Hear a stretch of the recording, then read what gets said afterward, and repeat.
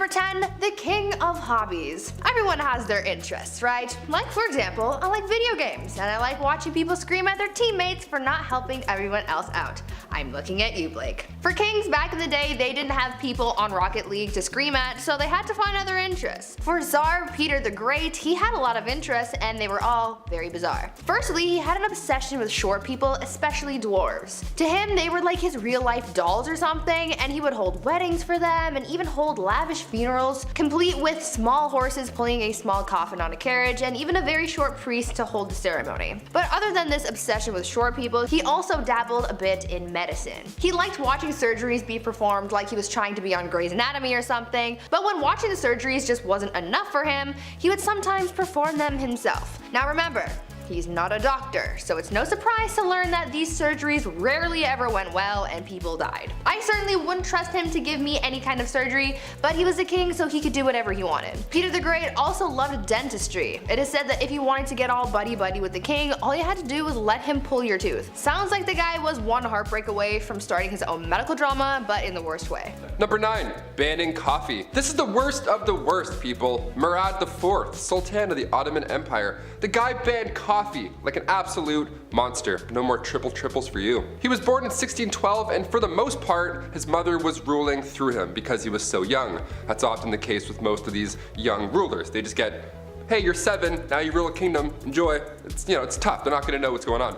But when he got a little bit older, he put forth these laws, punishable by death, might I add, in order to get things back on track. That was the key. He banned coffee, tobacco, and alcohol. He would actually disguise himself as a civilian during the nighttime and would wander around aimlessly in hopes that he would find one of these dark roast renegades. If you were caught outside having a quick smoke break, you weren't arrested, you didn't get fined, but rather Murad IV himself would take your head off right there in the streets. No trial, no jury, just straight to execution.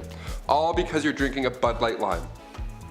At number 8, why you mad? Now this could be a bit of a controversial opinion, but if your name includes the words the mad, I would assume that you're not doing too great, right? I mean, you have to earn that title, and if it's a title that harsh, that simply begs the question, what in the HE double hockey sticks did you do to get that name? Well, for Charles the Mad, he did a lot. Charles became king when he was only 11 years old, so that certainly didn't help his development, and knowing this kind of helps explain a lot of his actions. He was known for getting really angry and throwing fits of rage, and was known to give people the gift of the big sleep, if you know what I mean. Charles didn't always kill people though, only sometimes. Other times he liked to switch things up. Sometimes he would run around his palace pretending to be a wolf. Other times he would go through phases where he just really didn't want to keep up with his personal hygiene, and he would get so gross that he literally had to be cut out of his own clothes. Now I don't know how long you have to go without bathing to get to that point, but really I don't think I want to know the answer to that question. Charles also thought that he was made of glass, and so he would go through phases where he would sit completely still so that he didn't break. Kind of like Drax from Guardians of the Galaxy, but not as, extraterrestrial. Well, maybe he was. That honestly would explain a lot. Number 7. George I. King George I, couple of Georges on this list, okay? Long before his British ruling days, George was in Germany. He was actually the elector there, and he'd been married before around 1682. Originally, he married Sophia Dorothea of Seal, but the entire time they were married, it was horrible. George would straight up bring other women home because he just felt like he could. He literally argued that he could, given his role. He's like, oh, I could have these women and we could do all this in front of you. Of course, I'm this person of this. Like, no, you're a fool. You're a jerk, really. He would have numerous mistresses and he would purposely flaunt them. So Sophia thought, okay, if you can have numerous side hustles going on, I'll move on myself. So she began seeing a Swedish count. Okay. She began seeing Philip Christoph von Königsmark. Now when George inevitably found out, he was violent at this point. He was upset, he divorced Sophia and then imprisoned her. Yeah, when he became king of Britain later on in 1714, she didn't come with him. Yeah, it's not just horrible with Sophia either. The Duke had also been taken out, sadly. His love for Sophia ended up getting him killed. What a mess. All these Georges are so messy, the worst. If your name's George, don't be a mess. Just be nice. Hit that thumbs up if you're a George. Change the game. Change the stats up. At number 6, love game. A lot of kings and queens throughout history have been known to engage in the horizontal hustle a lot. I mean, when you're a ruler of a kingdom, you don't really have much to do in your spare time, so what else are you gonna do? Play a board game? No. These monarchs were getting busy all the time, but there was one king who was just so obsessed with getting a good old pickle tickle that it just became his whole personality. King Philip V was known to be a nymphomaniac, and he liked doing the deed a lot, but because at the time the Catholic Church said that having sexy time with anyone but your spouse was a sin, the king and his wife were getting busy all the time. Eventually his first wife caught on to how to use this to her advantage, and she would often refuse to sleep with him until she got her way with anything she suggested or demanded from him. You would think that he would catch on to this game, but maybe his urges were just so strong because he always caved and gave her what he wanted. Obviously this man did not follow Hoodville. Absolutely not. Just to give you guys an idea of how obsessed this guy was, when his wife was on her deathbed, before she went he literally tried to get one last bang in. On her deathbed. Like, dude, not the time. Number 5, George V. We love hobbies here on Bumblebee. I mean, I used to collect special quarters growing up. I swear to God. The only time I've ever been good at saving money was when I was 12. I would see one of these and be like, don't touch it. George V turned out he loved stamps. A lot. Like a lot. Since he was a wee young lad, he was collecting these little guys. Here's the unusually impressive part about him though and his hobby. He continued to collect stamps during World War I. This guy was busy, everybody's trying to stay alive, and George is just licking stamps in the library like a prince. Like all collections, it started at an early age and now it's at the point where it's past impressive and it's just borderline strange. This guy had albums on albums of stamps. He had around 330 albums, each with 60 pages full of stamps. Quick maths, that's like 20,000 pages full of stamps. So naturally he was nicknamed the King of Stamps, or rather the King of Philately, the official term for collecting stamps. It's a nice word. Philately. Philately. Back in 1905 he set an all-time stamp record, which I didn't even know that was the thing, and it was the most money ever spent on a single stamp. The guy dropped like 220,000 US on a single stamp. Somebody even asked the prince down the road if he had heard about this idiot who spent 1,400 pounds on a stamp, and he was proud of it. He was like, that was me, you wanna see it? The next King George is a little different, to say the least. At number 4, womanizer. I'm going to preface this by saying that George IV of England was voted as England's worst king by historians, so that should already tell you a lot about this guy. Georgie here was yet another one of those monarchs who was a little too invested in his intimate conquests, you know? Now we do know that the encounters that he was on were all consensual, so that's a plus. However, he was still creepy about it. Yeah. This man tried everything to get a woman to sleep with him. He would throw a tantrum if she said no, or threaten to end his life if he didn't get to do the 8-legged nature dance, you know? Somehow, this had a pretty good success rate, even though he was not a catch at all. It feels like this was one of those situations where you kind of just give in to make him stop talking, you know? Anyways, this guy was super creepy because on top of the lengths that he would go to just to get some time in the sack, he also kept trophies of his conquests. He would ask each of the people he slept with for a lock of their hair, and he kept them all. Back then, it was kind of common for lovers to keep locks of each other's hair, but George's collection was alarming because of just how many locks of hair there were. After the king died, his brothers found 7,000 envelopes, each with a lock of hair that was, quote, enough to stuff a sofa, end quote. Fun fact, if you want to see this insane collection, it is in a museum in Scotland, so check that out if you want, I guess. Number 3, Kleptomania Part 2. On our spoiled queens list, Brie mentioned Queen Mary and how she just couldn't stop stealing, which is hilarious to me, just this old lady stealing your shit. Well, the last king of Egypt also had sticky fingers. He was even better at it too. Check this out. Farouk I was the youngest son of Egypt's first king, Fuad I. Now born in 1920 in Alexandria, and in his early days at school, he couldn't concentrate. The king sent him to England even after to hopefully find a better way of teaching, something that works for him, but still it was to no avail. Once the king passed away in 1936, Farouk then got the throne, but also so much property and so much money. He had hundreds of fancy cars, 75,000 acres of land. This guy had it all. Literally, he had anything he could think of, but still he felt like he needed to take more, to steal. At 17 years old, he would slam 12 eggs for breakfast and then wash it down with 30 bottles of beer. Nutritious and delicious.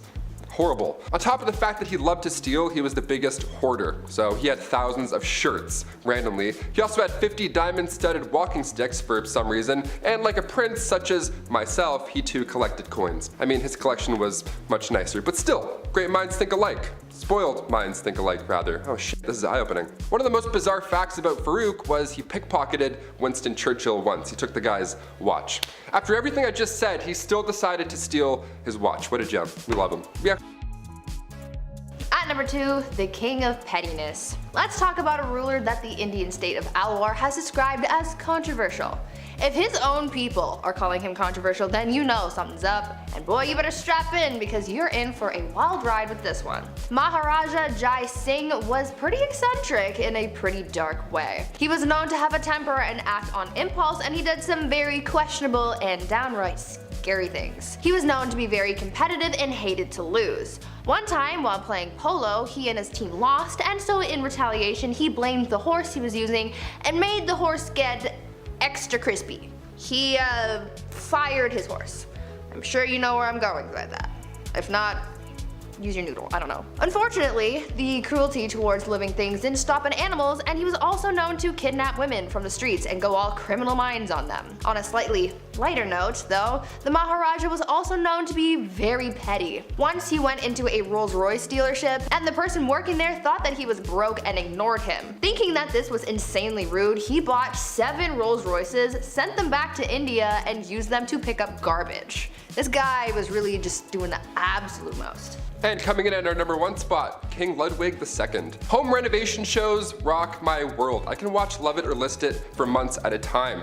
It's the dream, building your own home one day, and if you're a king, well, it's pretty easy to get that done. In our Spoiled Queens Part 2, I mentioned a princess that had a house made of ice, literal ice. Well, King Ludwig II had numerous castles built to resemble fairy tales. Literally, like fairy tales. I gotta admit, I kind of love this a lot. Ludwig was only 18 when he became the King of Bavaria in 1864, and then he had castles, like castles, more than one, built after he was inspired from romantic literature and spending some time at the opera. The kid was a dreamer, you gotta love it. He would spend his nights in one castle looking through a telescope at his new castle being built, so he would just watch it all night. That's like the king's way of waiting for your Amazon delivery. Just standing there, just like, oh, it's coming. 17 years and it's done. Just 4 years in, he designed his own castle, and to this day, it's one of the most photographed places in the world. Neuschwanstein Castle. Go check it out. It's literally a paradise. But kicking off the list at number 10, must love licorice. Okay, we'll start off a little tame. Napoleon Bonaparte, the famous French emperor, the famous military leader from the 1800s. Napoleon Bonaparte was responsible for conquering a large part of Europe. Bet you didn't know he was obsessed with licorice though. Way too much. He would eat this all day, every day. Ugh, it feels gross. Look, as somebody who can't stand licorice, I already feel bad for Josephine. Licorice breath at any time of the day coming your way? No, no thank you. I'll hard pass. Napoleon carried licorice around with him at all times. This guy ate so much of it, his teeth became stained. They turned black. Oh yeah, I forgot to mention, it's black licorice too. Not the strawberry pull-and peels, those are great. I'm talking about 1800s black licorice. It would come in lozenges. If somebody offered me a lozenge and it was black licorice, I'd call the police. Smack it out of their hands. Number 9, George IV. When it was time for King George III to pass on the crown, of course, next in line, heir to the throne, is his eldest son, also named George. What if you became king in 1820? Would you be noble? Would you do monologues in the sunset as you enriched your homeland? Kings like to do that a lot with their, oh, if I had the hair still. Or would you do what King George IV did and make horrible financial decisions every single day? The guy would just party all day as well. He would gamble every day, he would buy expensive stuff that he did not need, and on top of that, he would never do any of his royal duties. Guy wouldn't do his job. His father had to step in, classic. He figured the only way to settle all these new debts set in motion by George IV. In order to clear those up, George now has to marry his cousin, Caroline of Brunswick. The arranged marriage happened April 8th, 1795, and what was supposed to be a happy day for all was a nightmare for all included. They hated each other as soon as they met. I mean, obviously, he was a fool. George got heavily intoxicated for the wedding. He was just hammered the entire time. And then 9 months later, almost to the day, they had a child. And then right after that happened, they went their separate ways. So yeah, horribly unhealthy relationship. Once George became king in 1820, he then tried to divorce her. Like, what a fool. Just let it go. Let it all go. Let her go. Number 8, Filippo Maria Visconti. The Duke of Milan during the 14th century was at first Gian Maria Visconti, but after he was taken out, his brother, Filippo Maria Visconti, had to step up to the bat. As a ruler, Filippo was better. His brother had been cruel previously, hence the untimely departure. So this was a good move at first, so we thought. Now Filippo had to take over come 1412. Filippo was better than his brother on paper. He helped reorganize government finances. He got the silk industry up and running, which we love that. He ended up passing away of natural causes down the road, which is, nothing like his brother. But while he was in power, he never showed his face to anybody, not even people close to him. He hid in his palace most of the time, and it was odd because he thought that he was ugly. That's why he hid his face. Kind of sad, right? Filippo hid his face, and maybe you feel bad for him now, right? Just a little bit. He died of natural causes and he was alone all that time. Yeah, don't feel bad for him. This guy was horrible. He was jealous of his wife Beatrice Lascaris de Tenda because she was twice his age, twice as smart, and twice as powerful. So Filippo had her taken out in a courtyard publicly September 13th, 1418. Yeah, he accused her of adultery just because he could, and he had some suspicions in his dark room by himself hiding his face. History is ugly, and sometimes it's literally ugly as well. Number 7. Party hard. Zhu Huzhou was the emperor of the Ming dynasty in the early 1500s. Now lately we've been talking about kings and queens. We're on part 2s for both now, and there's a good amount who simply just aren't ready. They're too young to rule. Like Joffrey from Game of Thrones. Kings like that actually existed. They were horrible. They were young, they were too young to know what was right and wrong. Plus they usually have some corrupt parents whispering in their ears the entire time. Zhu took the throne at just age 14, and for a while, ministers were confident that he would grow into the role and become the leader that he was born to be. Well, when he got older, he transformed a zoo just outside of Beijing. He transformed it into his own personal brothel. Yum. I mean, on one hand, I'm glad the animals are free, but like a zoo? You couldn't find a more romantic place? Can convert an Applebee's to a brothel, maybe? I don't know, something with AC? His final days were spent partying, and some would say a little bit too hard. He got intoxicated and fell from a boat. That's how he ended his life. Honestly, not a bad way to go out. Pretty OG. Number 6, heir to the throne. Okay, I kicked out this list roasting Napoleon and his licorice choices, but of course, he's done much worse things than have bad breath and stained teeth. Napoleon's marriage to Josephine was first fueled by love and friendship, but things quickly changed. Marie Josephine Rosé Tacher de la Pagerie was born in 1763. She had 2 children with her first husband, but that marriage was also not a happy time. They separated, and Josephine met Napoleon in 1795. Napoleon at this point was married at the time, and they had an affair, and they were deeply in love, like actually in love, and Napoleon proposed to Josephine in 1796, and they married later that year. 2 days after their wedding, Napoleon led the French army in Italy, and while he was gone, both of them ended up having affairs. So many affairs in this. Like, does love even exist? What the hell? 1804, Napoleon crowned himself and then crowned Josephine, proclaiming her empress. A few years passed, and after finding out Josephine couldn't bear any more children, Napoleon made a list of possible and eligible princesses. Just a list, and just left it out. Like, how awful is that? In November 1809, Josephine agreed to the divorce, and come 1821, Napoleon Bonaparte's final word on his deathbed was Josephine. Yeah, a little darker than licorice, just a tad. Number 5, King Henry VIII. The second wife of King Henry VIII. She was found guilty of treason, and she had been charged with having relationships with 5 others, including Lord Rochford, aka her brother, George Boleyn. She had also apparently had relations with Sir Henry Norris, the king's close friend, and when I say close, I mean they were really close. He was the groom of the stool. So they were close, and on top of this, Anne was also found guilty of conspiring to kill her husband. I wonder why. This list will explain a few reasons. Now, it's since been proven that these crimes were a bunch of rubbish. Anne wasn't present when these events even went down. She was still recovering from the birth of her daughter, future Elizabeth I, so there's no way she was fooling around with the groom of the stool in October 1533, Your Honor.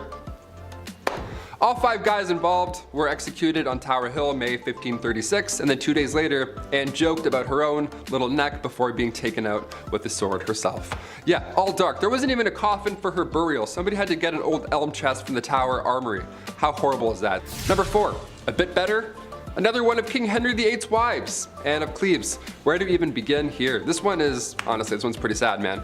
Anne was right in the middle of Henry's wives. She was married to King Henry for 6 months, and it was seen as quite strategic in a way. Henry's chief minister convinced him to marry one of the sisters of Germany's Duke of Cleves, either Anne or Amelia. So in order to decide, King Henry requested that Hans Holbein travel to Cleves, to paint a portrait of each sister and then come back and compare them. This is like the birth of Tinder. I'm not even joking, this is how he did it. This man compared portraits and then chose Anne because every man praiseth her beauty. Yeah, compared her to the silver moon. Yeah, try that on a dating site, write that in. I praiseth thou beauty, madam, to a silver dollar. A silver sea sand dollar shining in the moon. What? I don't know, just click it. Click send and see what happens. Then a treaty was signed. A few weeks later, Anne arrived to England, and Henry was beyond upset because she looked nothing like the portrait, apparently.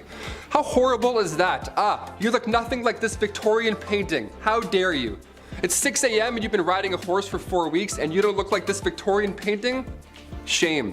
He tried to stop the wedding, but it was too late at that point, so they had to follow through. And on January 6, 1540, their marriage was official. You can't unswipe this marriage, rich boy. Anne later accepted the divorce gladly and then lived as the king's sister peacefully until her death in 1557. Number 3, Christian VII. Christian, there's an ironic name for what I'm about to tell you. The prince that couldn't keep his hands out of his pants. I don't know how else to say it. Here we go. Christian VII of Denmark. He was a young lad. He was spoiled. He was a little comfortable with his body, maybe too comfortable. And he would often just have his hands in his pants hanging out. He was like one of those, rich king. He was kind of like Joffrey from Game of Thrones. He would just have just sit back and like suck on candy and stuff and just, fool around. I don't know, it was gross. Middle of dinner, this guy would pass around food to his family with those gross hands. He would alternate hands and pants to handing out food. What a little twerp. Now it's unknown, but historians believe maybe, just maybe, he was a tad mad. Who's to tell? Either way, don't touch the rye bread, Christian. Thanks. Go wash your hands. Twice. Number 2, King Henry VIII. Again. Of course, we have to talk about Henry VIII again. He's pretty bad, not gonna lie. Henry VIII was King of England from 1509 to 1547. He's been married a handful of times, as we've heard by now, and all of them have went south. When Henry married Catherine, he was 49. She was a few years younger. She was actually a lot younger, classic 1500s. Way too young. And when they got married, Henry was not the same as he was when they had met. He had received a nasty jousting wound, so now he was gravely overweight. He didn't do anything. He just laid around all day and complained. So Catherine, of course, just wanted some, shred of a life, and being again quite young, too young, she decided to look for love. Well, God forbid you try and have a life in the 1500s, because then the young queen was accused of having an affair and was publicly and horribly taken out in the courtyard. And finally, coming in at number 1, Henry II. The relationship between Henry II of England and Eleanor of Aquitaine is pretty memorable. It's memorable in all the wrong ways, of course. When they first met, things were good, dare I say, with both of them. They were both young, and he was gonna be king. He was young, king, guy, young man who's gonna be king. And Eleanor, she was married, but once she got an annulment, their love was good. Their love was good and young and ready to be young king stuff. After the annulment in 1152, Henry and Eleanor tied the knot officially a couple weeks after. Love moves quickly, apparently. Henry started having affairs, because of course he did. At this point in this list, we're not gasping at affairs, sadly. But come 1173, Eleanor had convinced their sons to go against father. Yeah, Henry didn't take this well, and he had Eleanor locked up for 16 years. He had died, so after that point she had resumed the royal roles, because at this point those two boys had grown up and inherited the throne, Richard and John. But being locked up for that long, what a nightmare that relationship was entirely. I figured we'd end on a kind of tame one where she kind of came back and it was good. Kind of good, dare I say? I don't know. Number 10. What's yours is mine. Maintaining a dynasty and trying to rule over a people is hard.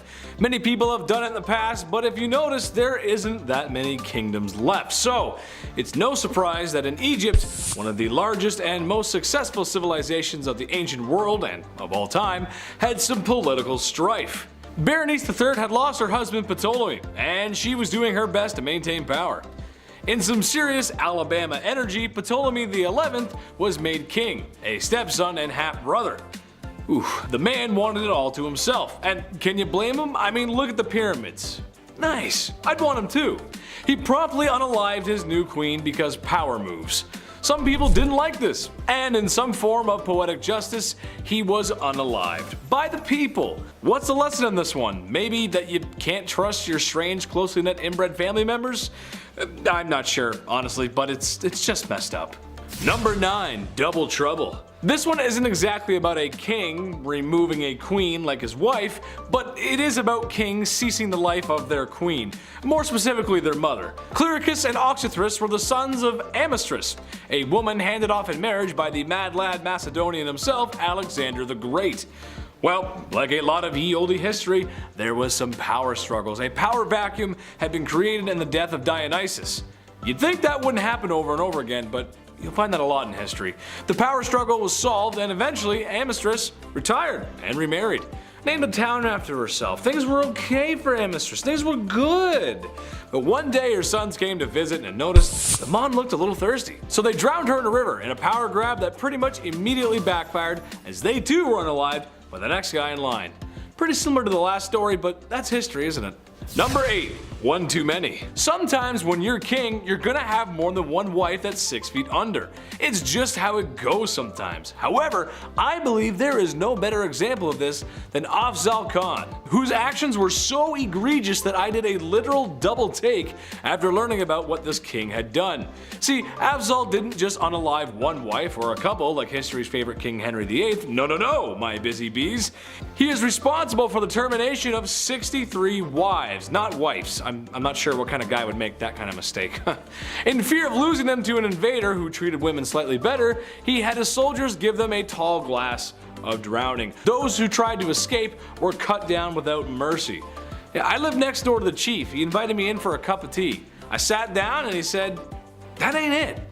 You know something's messed up if I'm overusing that joke. Number 7. 20 years of therapy. Elizabeth of Bosnia was a very unpopular queen, and unfortunately had to often defend her throne with violence. As it turns out, this did not bode well. Many people wanted revenge, and honestly, just to take her position of power. Elizabeth, understanding perhaps her times might be numbered, was going to try everything she could to keep her bloodline in power. The passing of her king husband only made things worse. In her attempts to escape the impending doom, she was captured and imprisoned by her new owners. She was eventually released. Oh, did I say released? I meant as punishment she was strangled in front of her daughter. Now, I'm not a psychiatrist, I'm more of a bumbling fool, but that just can't be healthy for you. Emotional damage. Number 6. Bad divorce. Pedro of Castile was doing as the European monarchs do. Sometimes you gotta marry for alliances. Sure, it makes sense. Your kingdom is much less likely to get steamrolled by a larger kingdom if you have an alliance with a fellow kingdom or with a bigger one itself. Pedro of Castile, he married a young Blanche of Bourbon so France and Spain could just seem just a wee bit more snug. But Pedro just wasn't having it. What he was having instead was a mistress named Maria. So instead of enduring a loveless marriage, he had poor Blanche locked away in a tower, just like Sleeping Beauty. Except a handsome prince wasn't coming to rescue this damsel in distress, but a man with a black hood and a sharpened axe, as Pedro had her unalived. I was gonna make a joke about Rapunzel and let down some hair so she could make an escape, but I mean, that's just awful, really. I mean, imagine being locked up in a tower for a long time. Sure, I love the indoors, but you gotta let me out at some point, Chief. Do you think I get a food delivery app up in that tower? Maybe. Number 5. Women's rights. Listen, it would be difficult to talk about this list without bringing it up. And ladies, all I want you to know is that you're gorgeous and I love you. But queens of the past, although they might be royalty, were severely lacking in rights. This is a time when men ruled, literally, and unfortunately that means a lot of women got the raw end of the deal. Just as an example, women have only been able to vote in the United States since 1920. There was a lot of work that had to be done, which sounds like a long time, but it really isn't. Women of the past, and especially the medieval world, basically needed a man to walk through their life, whether they liked it or not. Can't own property, business, can't sign contracts, basically everything they need to do has to go through their husbands first. Sure, royals had it easier, but I'd argue if someone could just unalive you or lock you away in a tower without consequence, do you really have rights at all to begin with? I don't know, I don't think so, that's not right. We're gonna do better, we'll do better. Number 4. Herod the Not So Great. Herod the Great was the king of Judea in 37 BC. Herod the Great was also a monster. I know I've given Henry VIII grief for Anne Boleyn, but Buddy here, he just throws out wives like it's his business. Well, it kinda was, actually. He was a busy man, having an estimated 14 children with different wives. There's also a good chance that there was more, being since that female births were just not recorded. He also unalived a lot of other people too. This guy was just so much of a tyrant that both Jewish and Christian faiths depict him as a tyrant. Way to go, dude. Nice. Number 3, the mayor's alibi. Alright, here's a modern one for you. Yes, I know the mayor is not a king. I understand that. But they still hold a decent amount of power, and this happened in the 90s, which I hate to bring up because that was a really long time ago. Yeah, I know, right? I know, I remember that too. Mayor Barry Waite and his wife were just as comfy as peas and carrots when one day his wife was mysteriously unalived. Barry was not a suspect at first, but slowly as time went on, his alibi began to unravel, and he seemed less and less trustworthy. As multiple financial-based scandals were beginning to rear their heads, it later became understood that his wife was going to seek legal aid after learning about Barry's doings, strangling her in a fit of rage. Years later, he was convicted and sentenced to 40 years in prison. So maybe we haven't learned much from our historical past. A man in power, in fear of losing it to a woman, has removed her from the equation. I guess we'll never change. Number 2, one last ride. King Philip V was down bad. The CEO of Naughty Time. This man liked to get down and to be a certain kind of dirty. He could not get enough of women. He loved them, his wives and mistresses included. Reported to try and get the deed done at least 3 times a day. Now you might be saying to yourself, but Big Ched, what's so wrong with that? Everyone likes a little mooey once in a while. Hey, I hear you. A little toe curling once in a while, it's a great thing, if you catch my drift. But Philip may have enjoyed it just a little too much, as when his beloved wife was on her deathbed, he tried to squeeze in one more D appointment. Your wife is dying and all you can think about is a little afternoon delight? A bouquet of flowers and I love you would have been fine, but who am I to judge? You go ahead. Weirdo. Number 1, the last Tsar. Nicholas II of the Romanovs was the last Tsar of Russia. What did he do to his wife? Well, not much, actually, and that's the issue at hand. It's his inaction that hurt her and the family the most. You see, Russia was an interesting nation in the early 1900s. As most nations were modernizing, Russia was still somewhat stuck in the past. A lack of rights for anyone, no industry, and the monarch was kind of oppressive. Well, Nicholas the Tsar was going to change it. At some point, maybe. Okay, well, he didn't. It would take a whole history class to break down what actually happened during those crucial years, but in a nutshell, there was this new fun idea called communism. And with the lack of the Tsar's support to the people, this is serious neglect we're talking about here, the people revolted. The monarchy was overthrown, and in an event that's actually quite sad, the Tsar and his whole family were unalived by the new government. His inaction got his wife done in. Way to go, Nikki. Number 10, King Midas. Most people know the story of King Midas, but in a nutshell, he was a king who was granted the power of everything he touched turned to solid gold. So, no, he didn't exactly buy anything with that kind of power, but the man can have anything he wants or buy anything he wants. It's a lot of gold. This sounds great, but it's really awful for a couple of reasons. One, that is pretty much the moral of the story, and the other is, well, some basic economy stuff. The first reason this would suck is that, one, you should never be too greedy, and you really shouldn't. And you should always be careful what you wish for. This blessing quickly turned into a curse as Midas could no longer eat. Which, that's bad. Not eating and everything you touch turned to gold. Ugh, you couldn't hug anybody, it's terrible. The other issue would be his wealth. You'd have to be very careful on how many items you actually touched, as producing too much gold would eventually devalue the price of gold.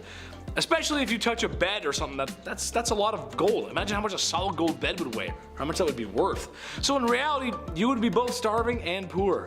Number 9, Mansa Musa. Sort of related to the King Midas issue, Mansa Musa was probably the richest man to ever walk the face of the earth. A king from northern Africa who exploited his country's salt and gold reserves. His estimated wealth today would be around the $400 billion mark. $400 billion US. Ooh, that's a lot of money. Tough to actually measure it exactly because it was from so long ago, but it could be less, and some say it could actually even be more. Mansa Musa went on tour one year to see all the beautiful things he could of the ancient world, and you can't take a little vacation without buying something at the gift shop. Mansa Musa was so rich and spent so much money in a few towns that he visited that he single-handedly upset the economy of those cities. Elon Musk wishes he could. So he basically bought a lot of stuff, and it was unusual because it upset the economy. Like, he destroyed the economy of those towns. That's insane. Number 8, Michael Jackson, the king of pop. Ah, see, I got you. I pulled a sneaky on you. But hey, he's still a king. And maybe he was the biggest celebrity who ever lived. Would Halloween really be Halloween without Thriller? And how could cool guys let you know they were cool in the 80s if they didn't have all that leather jacket and stuff? You wouldn't be able to know. You just wouldn't. Well, maybe some things you don't know about Michael Jackson were his shopping habits. The man loved shopping. And with that kind of money, well, you can do anything. Well, some may remember his chimp, his Neverland mansion complete with carnival rides, an arcade, and even an oxygen chamber in case Darth Vader was coming over to stay the night.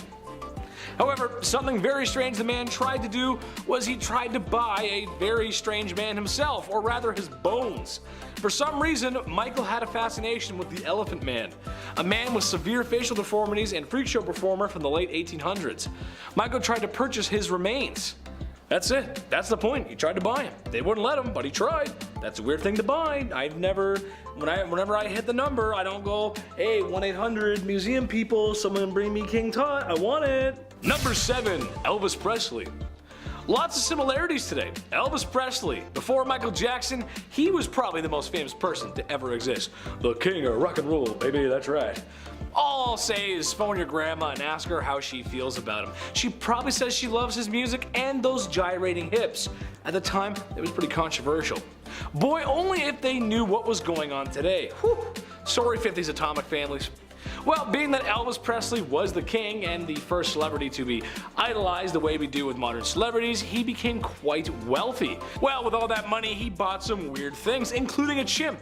Everyone's buying a monkey, they want a zoo, I don't know. A mansion property he named Graceland, a pink Cadillac for his mother, and strangely enough, he bought FDR's yacht. Yeah, what? That's so weird. Good president, sure, but does it really have room for a monkey in a pink Cadillac? I don't know. Number 6, French royalty. This one is more about Marie Antoinette and King Louis XVI. It's kind of like a two-pack, kind of like a couple, but trust me, it all makes sense in the end. Again, anything they bought, it was probably the king's wallet, wasn't it?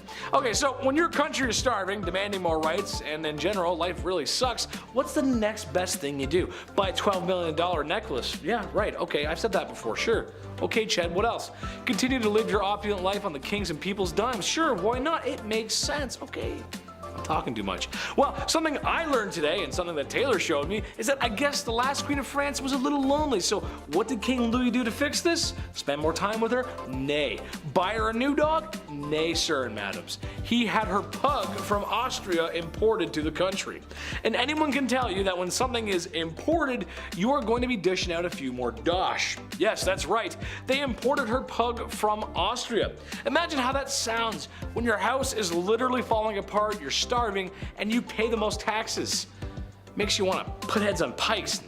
That's what it makes you want to do. Can you imagine that? We're all poor and hungry. She's like, oh, look at my dog. It's my dog. They're French, they don't sound like that, but this is my dog, look at my dog, here he is. Number 5, King of Egypt. His Majesty Farouk I, by the grace of God, King of Egypt and the Sudan, that was his full title, was disposed during his nation's 1952 revolution and spent the remainder of his days in exile to Italy. In his haste to avoid getting the Mussolini treatment, he left behind a majority of his most prized possessions. When the people got a look at what he was storing behind the walls of his residence, they were a bit disgusted to find an excessive number of expensive suits, rare stamps and coins, jewels, luxury vehicles, and many other things that I will never afford. Now, what else would he have that would be considered strange? I'll let you take a guess. Was it A, a blam blam cachet, B, piles and piles of a white substance that made the 80s fun, or C, an unsettling amount of gardening magazines? Go ahead and let us know in the comments below. I'll give you a second. Nope, time's up. If you said secret option D, you'd be right. What was it, you ask? Well, it was a disturbing amount of adult entertainment. So much so, it wouldn't even fit underneath his mattress. Man, that's a lot. That's too much. That's too much. Number 4, Peter III. Remember the last time you played with your toys as a kid? Same. And let us know what your favorite toys were as a kid. Let's see if we have some shared favorites. I'm actually curious. That's kind of a cool thing to talk about. Well, for Peter III, it was little army men, or tin soldiers, I guess you'd call them. And yes, he played with them as an adult, staging mock battles.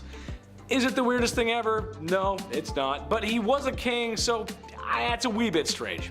Hey, I love army men just as much as the next guy, especially those little green plastic dudes. I used to love those video games too. Very underrated in my opinion. I love that stuff. It also makes me think of that scene in Spaceballs. Enough references aside, you never really know someone until you've seen the money they've spent on their army men collection. Number 3. Ibrahim I. Fur everywhere. Ibrahim I of the Ottoman Empire was the 18th Sultan and the #1 purchaser of fine furs.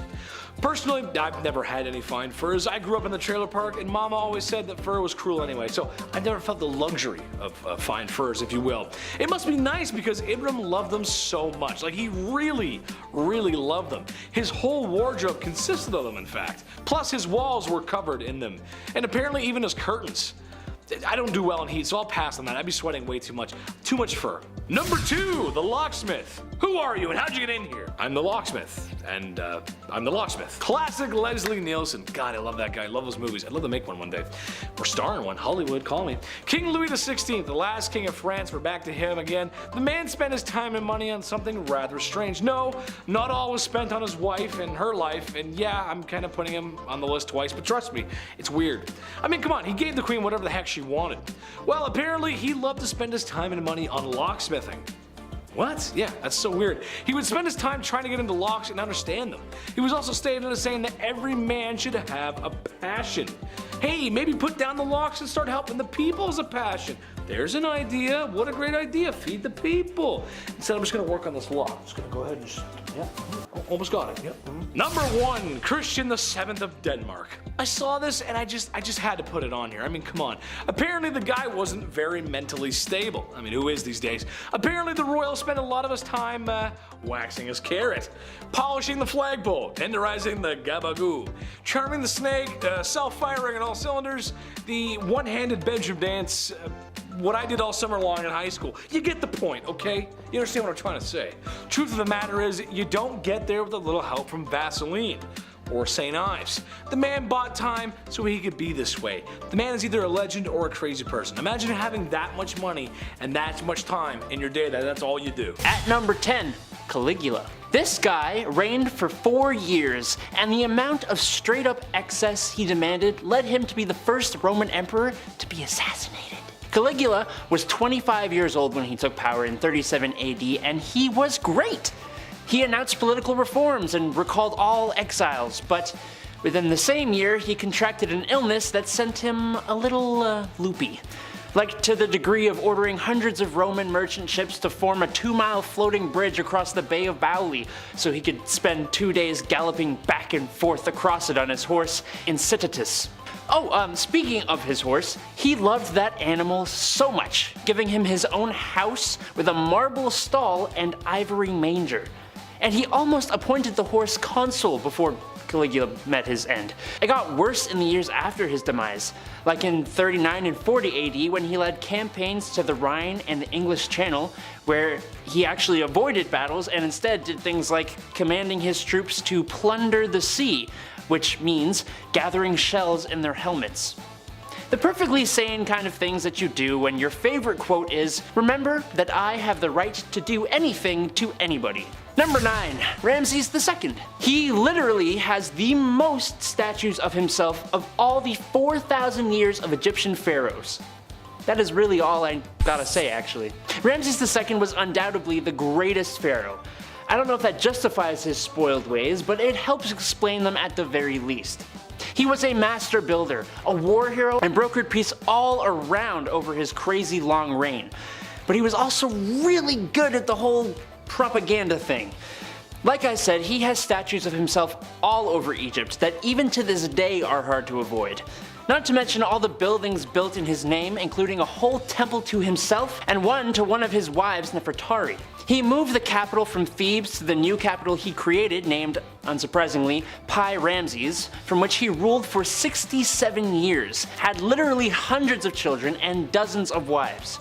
He also, kind of hilariously, renovated statues and temples erected by previous pharaohs with his tag, either to pay respect or what I'm going to go with, just to say, look at this big statue of some other dude, but always remember, trademarked by Ramses the Great. P.S. I'm awesome.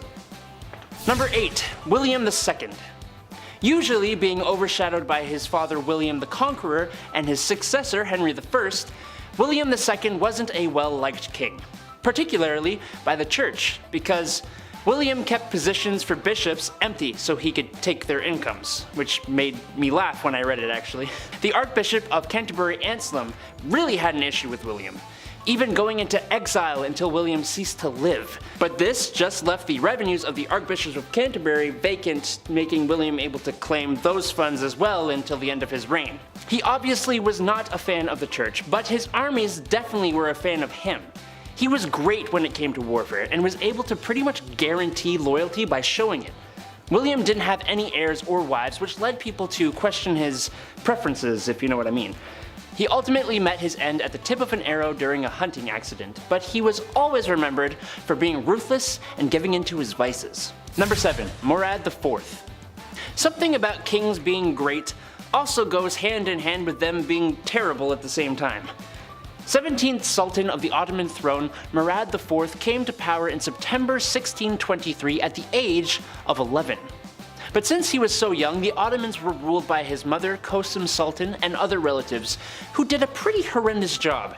As a tween, he walked around the cities dressed as a commoner and would keep a list of those he could benefit from and those he could punish. At 11. At 21, he took control and also took some extreme precautions in order to eliminate the corruption within the empire, banning the use of alcohol and tobacco and coming up with severe measurements for the regular collection of taxes. Murad IV would never be okay with people disobeying his laws and directives, even going around the city in plain clothes to check any undisciplined actions by the locals, and he would personally punish the offenders. He did a lot for the Ottomans, but boy was he harsh about it. He destroyed coffee houses, like, come on man. Number 6. Phalaris. Phalaris of Akragas was a tyrannical Sicilian ruler from around 571 to 554 BC. And this dude was so bad his own people overthrew him after his 16 years of rule. Phalaris became ruler by some unconventional ways when it came to other kings on this list. Some think he started as a farmer who held office, and other more fun stories say he was appointed to build a temple, and instead of doing that, he took the money and built a fortress, allowing him to take power. He expanded the territory of Akragas from the south coast of Sicily all the way up to the north coast, but he was known much better for how gosh darn cruel he was. The most famous story would have to be the one of the Brazen Bull. An engineer was hired by Phalaris to create a new device for doing heinous things to his prisoners. The engineer presented him with a bronze bull. There was a door that could be opened to place a prisoner inside, then they would light a fire underneath, heating up the bull and causing the poor soul inside to thrash about and yell, making the bull seem alive. He then used it on the engineer. Thanks to the citizens' revolt though, he got to be the last victim of the bull. Looks like karma's a bull. Number 5. Louis XIV. King of France, the Sun King, the God-given. Ruling from 1638 to 1715, Louis XIV was well known for his love of art, which was apparent in the royal palace of Versailles he created, his love of women for his multiple wives and many more mistresses, and the comparison of himself to God, even taking up the sun as his symbol, being representative of Apollo, the sun god, and the literal reason we're all alive. A good symbol, honestly. The Palace of Versailles was used to host comedies, operas, and tragedies, and spectacular parties. His suite in the palace was made up of 3 apartments all for himself. The palace was big enough to hold his entire court so that none of them could really plot against him without him knowing. It also contained the Hall of Mirrors, which was a 71-meter long room with 357 mirrors around 17 arches opposite the massive windows. Unlike most other kings on this list, Louis XIV was a fantastic ruler. He was an incredibly lavish one though, which equals spoiled in my mind. Number 4. Ivan the Terrible. Ivan Tsar was a great military leader, pretty much setting up the Russian Empire. A great leader with an absolutely terrible temper. His rage-filled outbursts just got worse and worse over the years of his rule from 1530 to 1584. One of these incidents even ending in the stab-filled demise of his own son. He had a special force called the Oprachina who eliminated anybody he felt threatened him, and he led this force to Novgorod in 1572, resulting in the massacre of Novgorod, which gets him a firm place as one of the cruelest of Russian rulers. There is the even more popular story of him making that peculiar looking castle in Moscow, and then dispatching the man who designed it so no one else could have one. He is one of the most cruel, paranoid, bad-tempered, and greedy rulers in not just Russian history, but history in general. Literally terrible. Number 3. Nero. Another Roman emperor who was effectively insane. Seems to be like a trend. Best known for his spicy parties, political delifings, persecution of Christians, and love for music that led to the rumor that Nero played the fiddle while Rome burned during the Great Fire of 64 AD. Nero first became emperor at 17, and the first little bit of his rule saw him be responsible for the demise of multiple people, including his mother and his newest wife, Poppaea, in a casual outburst of rage. He was quite the artist, singing and performing and encouraging others to take lessons, and he held sport events all the time, even taking part himself. Remember that fire I talked about? Well, some people believe he may have started it himself in order to make a bigger palace. But if he did or didn't, he blamed the Christians and punished them much more than necessary, like dressing them in animal skins and having them torn apart by dogs, or being burned to the afterlife in pyres that would light his own garden parties. Oh, and he bankrupted the Roman treasury building the aforementioned palace where he held his ridiculous parties we talked about before with a 100-foot golden statue of himself. Nice. Number 2. Bad King John. Kings be bad sometimes. But when it came to lechery, treachery, and shocking acts of cruelty, the king who sealed the Magna Carta takes the cake. According to the historians at least. While known for the Magna Carta, he is also well known as the king involved in the stories of Robin Hood. But these being fairy tales, was he really that bad? No, he was much, much, much worse.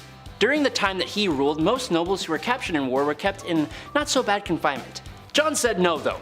Like when he captured his own nephew, who miraculously disappeared, and about 22 knights who were sent to a castle to starve to the afterlife, to stop their families from continuing to fight. He did the same thing to the wife and son of his former friend. If that weren't bad enough, when his brother, who was king at the time, was taken prisoner, he tried to seize the throne, and he is famous for forcing himself on the wives and daughters of his own barons. As you may remember from Robin Hood, there was a monetary aspect to his horribleness as well. The taxes and fines he levied were to the point of extortion. I talked to Andrew, who talked to the chief, and he said, King John ain't it. Number 1. Henry VIII. Here we are, the main man himself. We've talked about him before, and how could we not? He's arguably one of the most infamous English kings. Historians have described him as obsessive, syphilitic, and a self-indulgent wife delifer and tyrant. These historians probably leave the best Google reviews. It's not just his whole multiple wives to find a male heir situation that makes him spoiled. Well, kind of it is. To achieve his personal ends, he literally spurred on a religious revolution that created the Church of England, the formal end of monasteries, and the Reformation. Which is hilarious because he wrote a treatise against Martin Luther that had him named Defender of the Faith by the Pope. Ironic. He, like many of the others, was a lover of art, music, and sport, at least in his younger years. But he was also an incredibly costly ruler. While he unified much of England with Wales and Ireland, in 1520, with King Francis I of France, Henry co-hosted the Field of the Cloth of Gold, which was incredibly lavish and showed off his immaturity. Speaking of immaturity, there are tons of cases where people were separated from their heads simply for not giving him what he wanted, including some of his friends and his wives. A great number 1 for this list, in my opinion. Number 10, the young Tsar. Being the leader of a nation is hard. I play a lot of city builders, trust me, I know. Being the leader of a nation whose people have been brutally oppressed by your family's dynasty for 300 years and in general living in very poor conditions, especially compared to the rest of the world, that's hard too. Even harder. Nicholas II inherited the throne from his father, which sounds great, but in reality was a lot of pressure to do so. As it turns out, Russia was in need of drastic change, and they would get it from the people and a bald man with very pointy facial hair. A communist revolution saw the Empire of Russia fall. 300 years of Romanov rule end overnight, as the Tsar was forced to abdicate his throne. So what's his crime? Well, not doing anything. Negligence. He did so much nothing that people had to do something. Number 9. Nero's steam. We've talked about Emperor Nero quite a lot on this channel, but that's because he's the down bad Roman emperor who puts opulence in Pax Romana. It's hard to pinpoint an exact crime or moment from him, as he's the guy you think about when you think of Roman emperors. However, his crimes against his wife Claudia Octavia are very notable. So when Nero was getting remarried, he had to get rid of Octavia. I mean, you can't have like 40 wives. That's you gotta get rid of her. But how? I mean, how do you get rid of a woman like that? He actually did the whole James Bond villain thing where the victim gets placed into a trap. It's very crude, but theatrical, because remember, theatrics are important. Remember that, folks. Hence, Octavia was banished to an island where shortly after she was locked into a vapor bath, where she suffocated.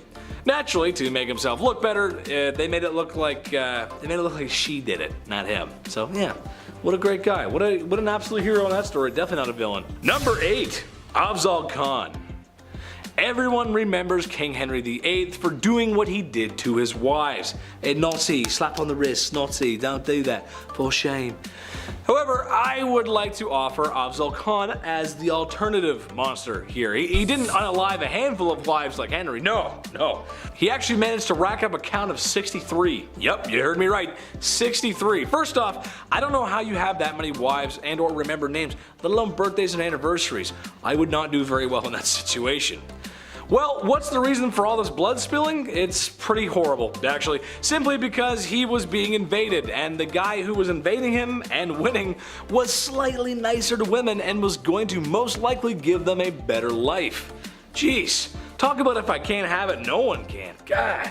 Number 7, Caligula's wife. I think in a healthy relationship, you ought to put your partner on a pedestal. Maybe your partner is drop dead gorgeous, a promising athlete, or really enjoys building Legos. Nice TIE fighter, babe, way to go. Yeah. Emperor Caligula of Rome liked to put his wife on a pedestal, literally. And while on this pedestal, she was wearing nothing but her birthday suit. Oh boy.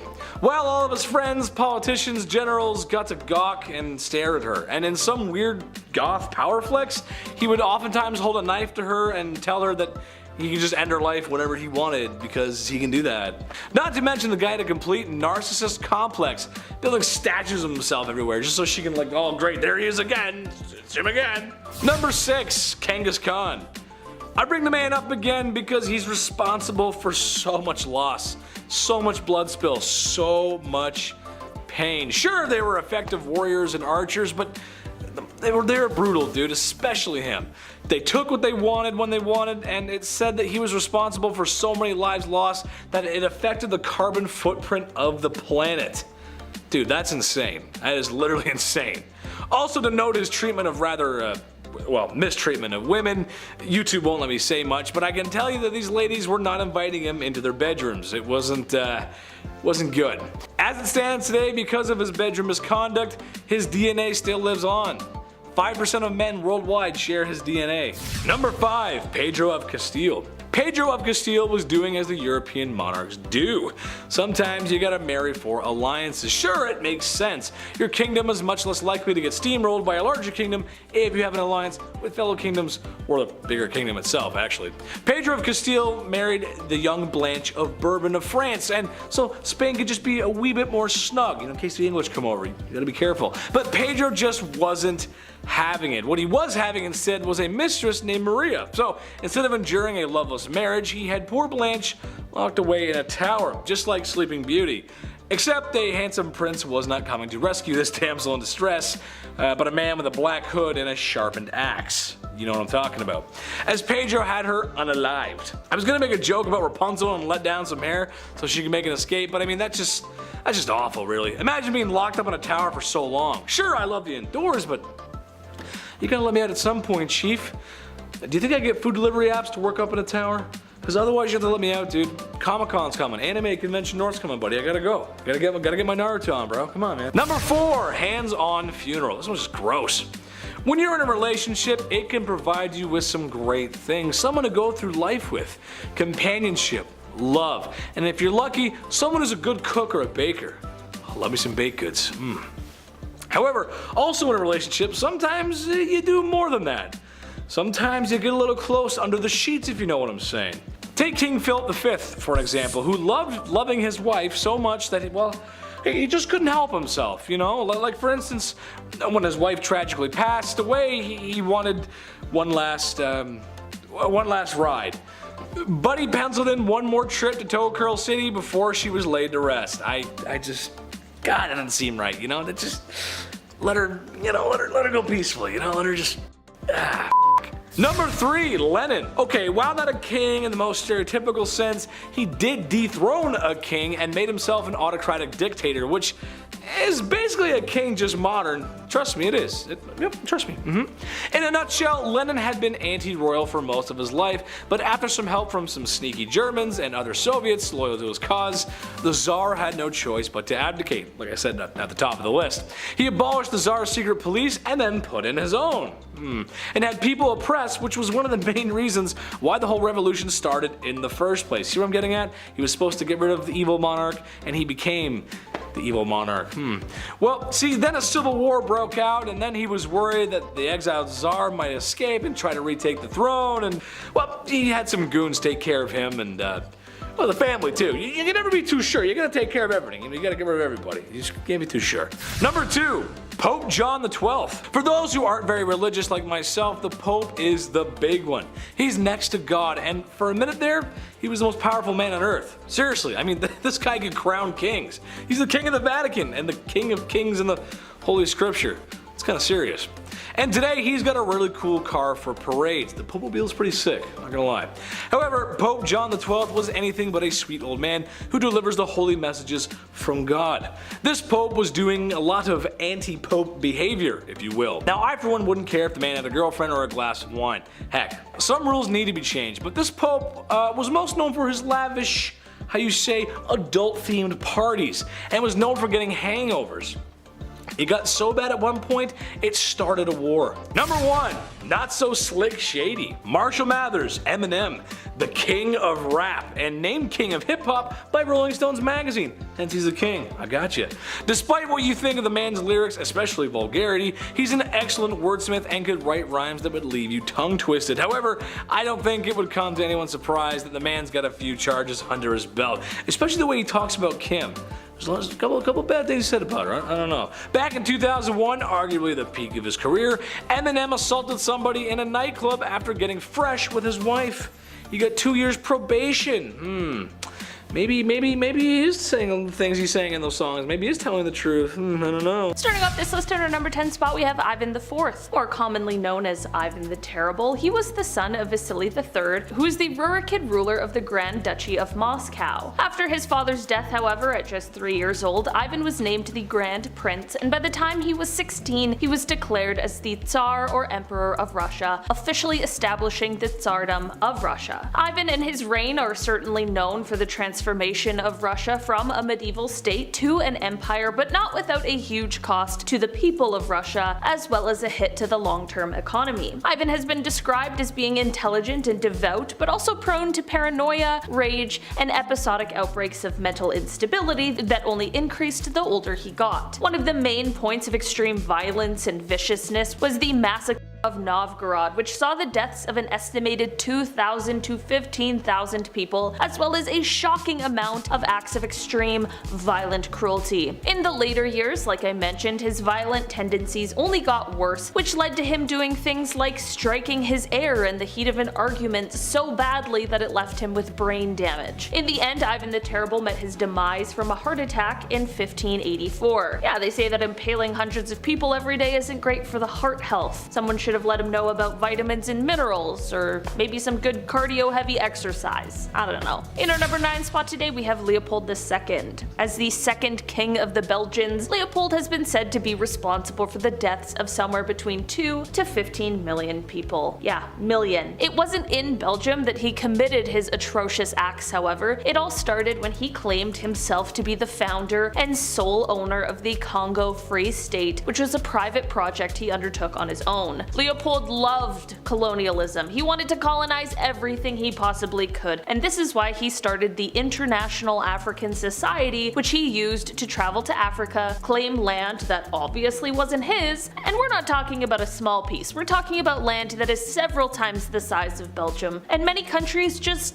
let him do this and allowed him to freely rule this land. This is definitely already bad enough, but of course things only got worse. Leopold had his own private militia that he used to force the indigenous population into hard labor. While Leopold was doing this, of course, for economic reasons, he also was just doing this because he was a messed up guy. He was terrible. He made those who lived here harvest and process rubber, and the punishments for those who didn't harvest enough for him were extremely severe. Not to mention, it is also said that sometimes he would just inflict harm because he could. Eventually, a stop needed to be put to his wrongdoings, but of course he was going to do everything he could to hide some of the horrors he did. The entire archive of the Congo Free State was burned, and he told his aide that even though the Congo had been taken from him, quote, "they have no right to know what I did there." The Congo was taken from him but remained under the rule of Belgium in 1908 until the Congo was given independence in 1960. As for Leopold, well, he remained the ruler of Belgium until his death in 1909, but the secret was out now and no one liked him. In fact, his funeral procession was booed by the crowd because everyone was angry at him for the things that he had done. In our number 8 spot today we have Qin Shi Huang.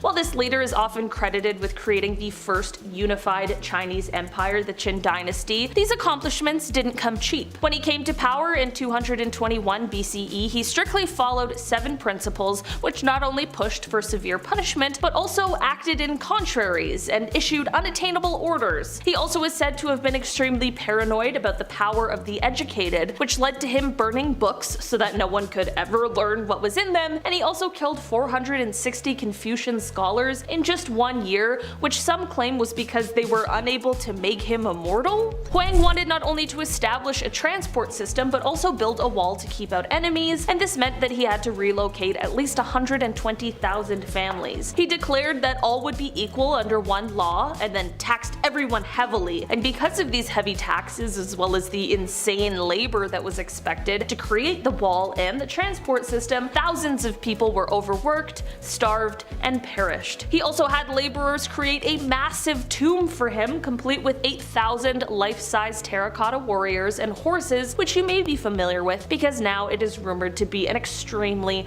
haunted place. I mean, an evil ruler's resting place? Yeah, of course it's haunted. In our number 7 spot today we have Don Carlos. I'll be honest, this little troublemaker never made it to the title of king, but he sure was a little too close for comfort when you hear about the kind of things he was doing. Carlos was the Prince of Asturias during the mid-1500s, as he was the eldest son of King Philip II of Spain. It is said that Carlos may have had some troubles right from birth, which many believe could be due to the inbreeding that was common in the family at the time. Descriptions of his behaviors, though, are far worse than what anyone could have expected. It is said that Carlos did horrible things like hurting or taking the lives of animals just for fun. I mean, nowadays we call that a huge warning sign for potential killers. Back then they just chalked it up to boys being boys. It is even said that at one point he purposefully blinded all of the horses in the royal stable. Red flags, they were abundant. Soon, of course, his cruelties would extend to humans, with people claiming that one time he chose to whip a servant girl for no reason other than because he could. And apparently one time he made a shoemaker eat a pair of shoes that he had made the prince that he didn't like. He was just a little twerp. Carlos was set up by his family to marry the eldest daughter of King Henry II, but after a few hours with the man, she decided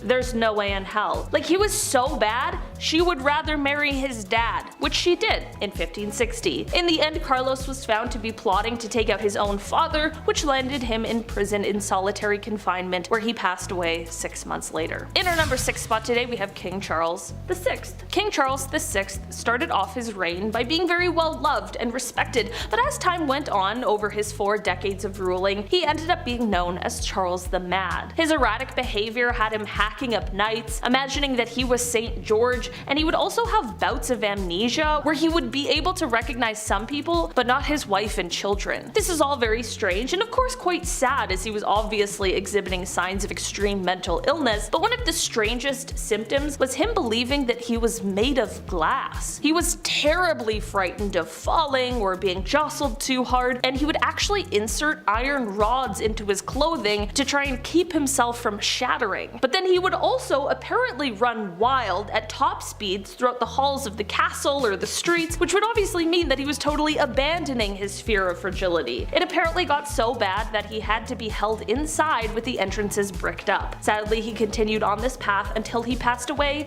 in 1422. In our number 5 spot today, we have Nero. For this one, we are going to be taking it all the way back to the age of the Roman Empire. When we think back to these times, they weren't necessarily the most kind, peaceful times, but there certainly are some characters that stand out as being particularly brutal, and one of those is Nero. Throughout his reign, he wreaked havoc on the Roman Empire. He burned cities, he killed thousands of people, including every member of his own family, and I mean, we know the inventive execution methods of the past, so you can probably guess at just how brutal all of these were. Most Roman sources give us an almost completely negative review of him in reference to both his personality as well as his reign as a leader. He was called compulsive and corrupt, and it is believed that he is actually to blame for the great fire that burned Rome, but instead he used the Christians as a scapegoat so that they would receive punishments rather than him. In the end, after being declared a public enemy by the Roman Senate and realizing that the rebellion would be lost, he ended up taking his own life at the age of 30. In our number 4 spot today, we have Pol Pot. Pol Pot was the leader of the Cambodian revolutionary group called the Khmer Rouge, and this group, with him at the forefront, went on to try and destroy the Cambodian civilization. This wasn't necessarily how the group started out, but once Paul and others who shared his ideals came to lead it, things quickly became very dark. He is likely one of the only people who ordered a mass genocide in his own country. The reasoning behind all of this is because he believed that destroying the civilization was the best way to start a new regime and bring in a new age. He ended up serving as the prime minister from 1976 until 1979, during which his policies led to the deaths of around 2 million people, which is horrifying. That was about 25% of the entire population. He even liked to keep the skulls of those he had killed. Just gonna say, it seems as though politics was the mask for someone who just really wanted to kill people. There are so many horrific details surrounding him and the things he did, much of which I can't even repeat here on YouTube, and that is exactly how he landed a spot here on today's list. He truly did some horrendous things, and in the end went on to live the rest of his life and died of natural causes before he could even answer for any of his crimes, which is just the most frustrating end to a horrible tale. In our number 3 spot today, we have Maximilien Robespierre.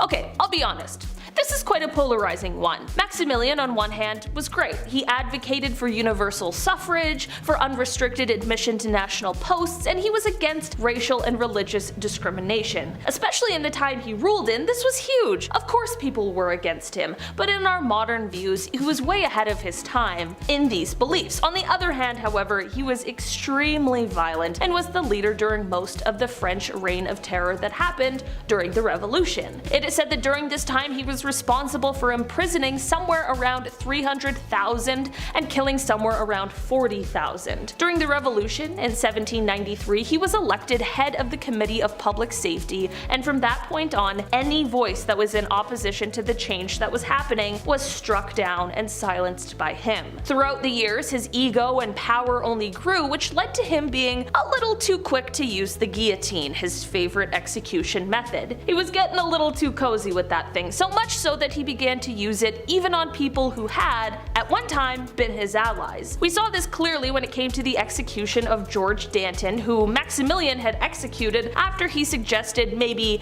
chilling out on the whole reign of terror thing. In the end, people caught on to this tendency for violence and horrible punishments, which definitely lost some of his public support, and this was only exacerbated when it was realized that he now had beliefs that directly contradicted those he had earlier, like when he tried to create a national religion called the Cult of the Supreme Being. By the time 1794 came around, he was overthrown, and later that year he found himself being executed by, you guessed it, the guillotine. Not good. No thanks. In our number 2 spot today, we have Vlad Tepes. Often referred to as Vlad the Impaler, he was the ruler of Wallachia 3 times between 1448 until his death in 1476. He is often regarded as one of the most important rulers in Wallachian history, and to many he is a hero, and this is not to disregard that. But you don't get a nickname like the Impaler by being a passive, peaceful guy. Vlad was known for his brutality and his love of impaling people, but it is also said that everyone's favorite vampire, Dracula, was modeled after him. This is because it is rumored that Vlad liked to dip his bread in the blood of his enemies before eating it. I prefer a little olive oil and balsamic vinegar with mine, but hey, to each his own, I guess. Vlad is known for his intimidation tactics, which included having bodies of those he had killed lined up outside of the city so that any enemies approaching would know what fate they had coming. Like I mentioned before, many regard Vlad as a hero. I mean, it is abundantly clear that he fought as hard as he could to protect Romania and Bulgaria from the Ottomans, but that doesn't mean that the horrific things he did have been forgotten either. Vlad definitely left quite the legacy behind when he was killed in 1476. In our number 1 spot today, we have Joseph Stalin. Stalin was a Georgian revolutionary and Soviet political leader who governed the Soviet Union from 1922 until his death in 1953. Despite the fact that he started his time governing the country as a part of a collective leadership, by the 1930s he had consolidated all of the power and went on to begin acting as the Soviet Union's dictator. During his reign, Stalin was responsible for the deaths of over 60 million people, 20 million of them being his own. Apparently the math works out to about 40,000 people per week, which is just unbelievable. For almost 30 years he reigned the Soviet Union with terror and violence. I mean, his decisions led to a famine that killed millions of people. Also, the lives he took weren't just of his enemies. I mean, how could one person have 60 million enemies? He would take the lives of families of people he liked. He just took too many lives, was too paranoid, and while he was powerful and smart, he could also be an absolute monster. This is all perfectly summed up when he said, quote, "One death is a tragedy, a million deaths is simply a statistic." Starting with his entrusted and encrusted crap man. In Henry's court, his servants vied to be as physically close to the king as possible at all times. In case you aren't aware, especially towards the end of his reign, Henry was a tad bit of a lunatic. The more he liked you, the less likely you were to die for looking at him funny on a bad day of his. But naturally, the monarch reserved the honor of being close to his royal person only for a trusted few people, the grooms of the stools. No, not his counselor, personal butler, none of his advisor, the guy that wiped his ass. And during his reign, only 4 men got the gig of groom of the stool, the most physically intimate position and therefore the most honored of his attendants. These grooms not only helped dress and undress the king before and after the bathroom and, handled the poop brush for him, but in an insane twist, they also controlled public and personal access to the monarch and some of his finances. They even had power over a stamp of the king's signature, which is a major financial tool. Imagine being one of his wives and having to ask the guy who wipes your husband's if you can talk to him, and he says no. But if he could afford that kind of luxury employee, why was he called the copper-nosed king? Easy. While Henry's kingdom amassed a great wealth and property during the English Reformation by confiscating Catholic monasteries, Henry then turned around and drove England into debt with his overspending and lavish lifestyle. Dude was a complete eclectic, and he wanted to buy everything shiny and pretty he saw, so he did. It's reported by the time he dropped, Henry owned approximately 50 palaces, 6,500 plus weapons, 70 ships, 78 recorders, 78 flutes, 5 sets of bagpipes, and a virginal. Get your mind out of the gutter, it's a type of harpsichord. Not to mention the millions of dollars he pumped into wars with Scotland and France. So it's pretty obvious he was burning through the kingdom's funds, and by the end of his reign, Henry had it down to the pocket change. Quite literally. He was forced to lower the percentage of silver in the British coinage to the point that they were mostly copper with the silver coating that wore away from the coin's embossed image of Henry's face, starting with the nose. Thus, copper nose. When Henry's son Edward took the throne, the royal coffers were in a real bad state. But before we get to his love life and kiddos, let's learn about how frisky runs in the family. It's well known that Henry's older brother, the first husband of Henry's first wife, Catherine,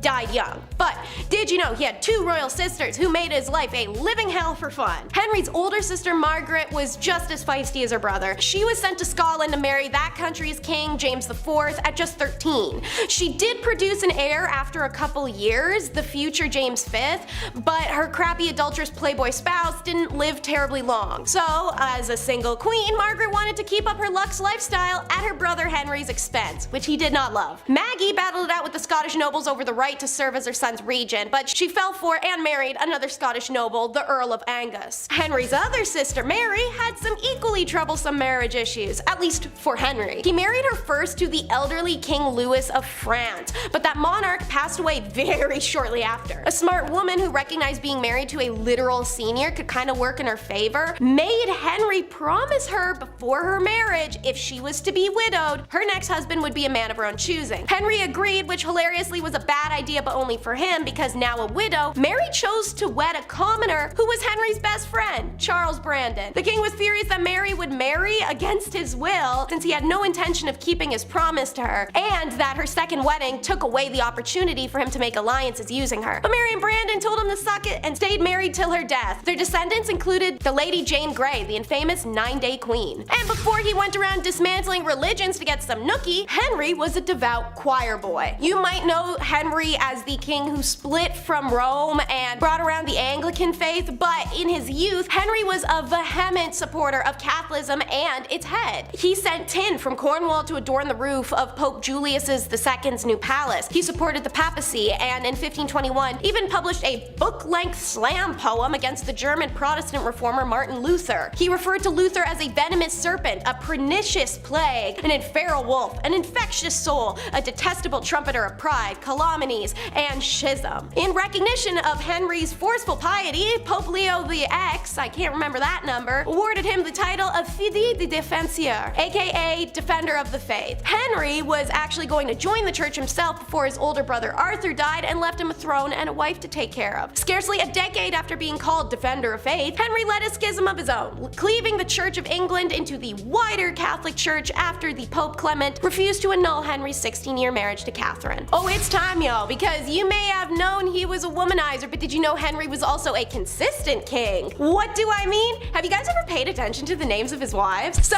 they were Catherine of Aragon, Anne Boleyn, Jane Seymour, Anne of Cleves, Catherine Howard, and Catherine Parr. So it went Catherine, Anne, Jane, Anne, Catherine, Catherine. I feel like if Henry had lived longer, there would have been another Anne and a Jane that would have come along, and then another Catherine.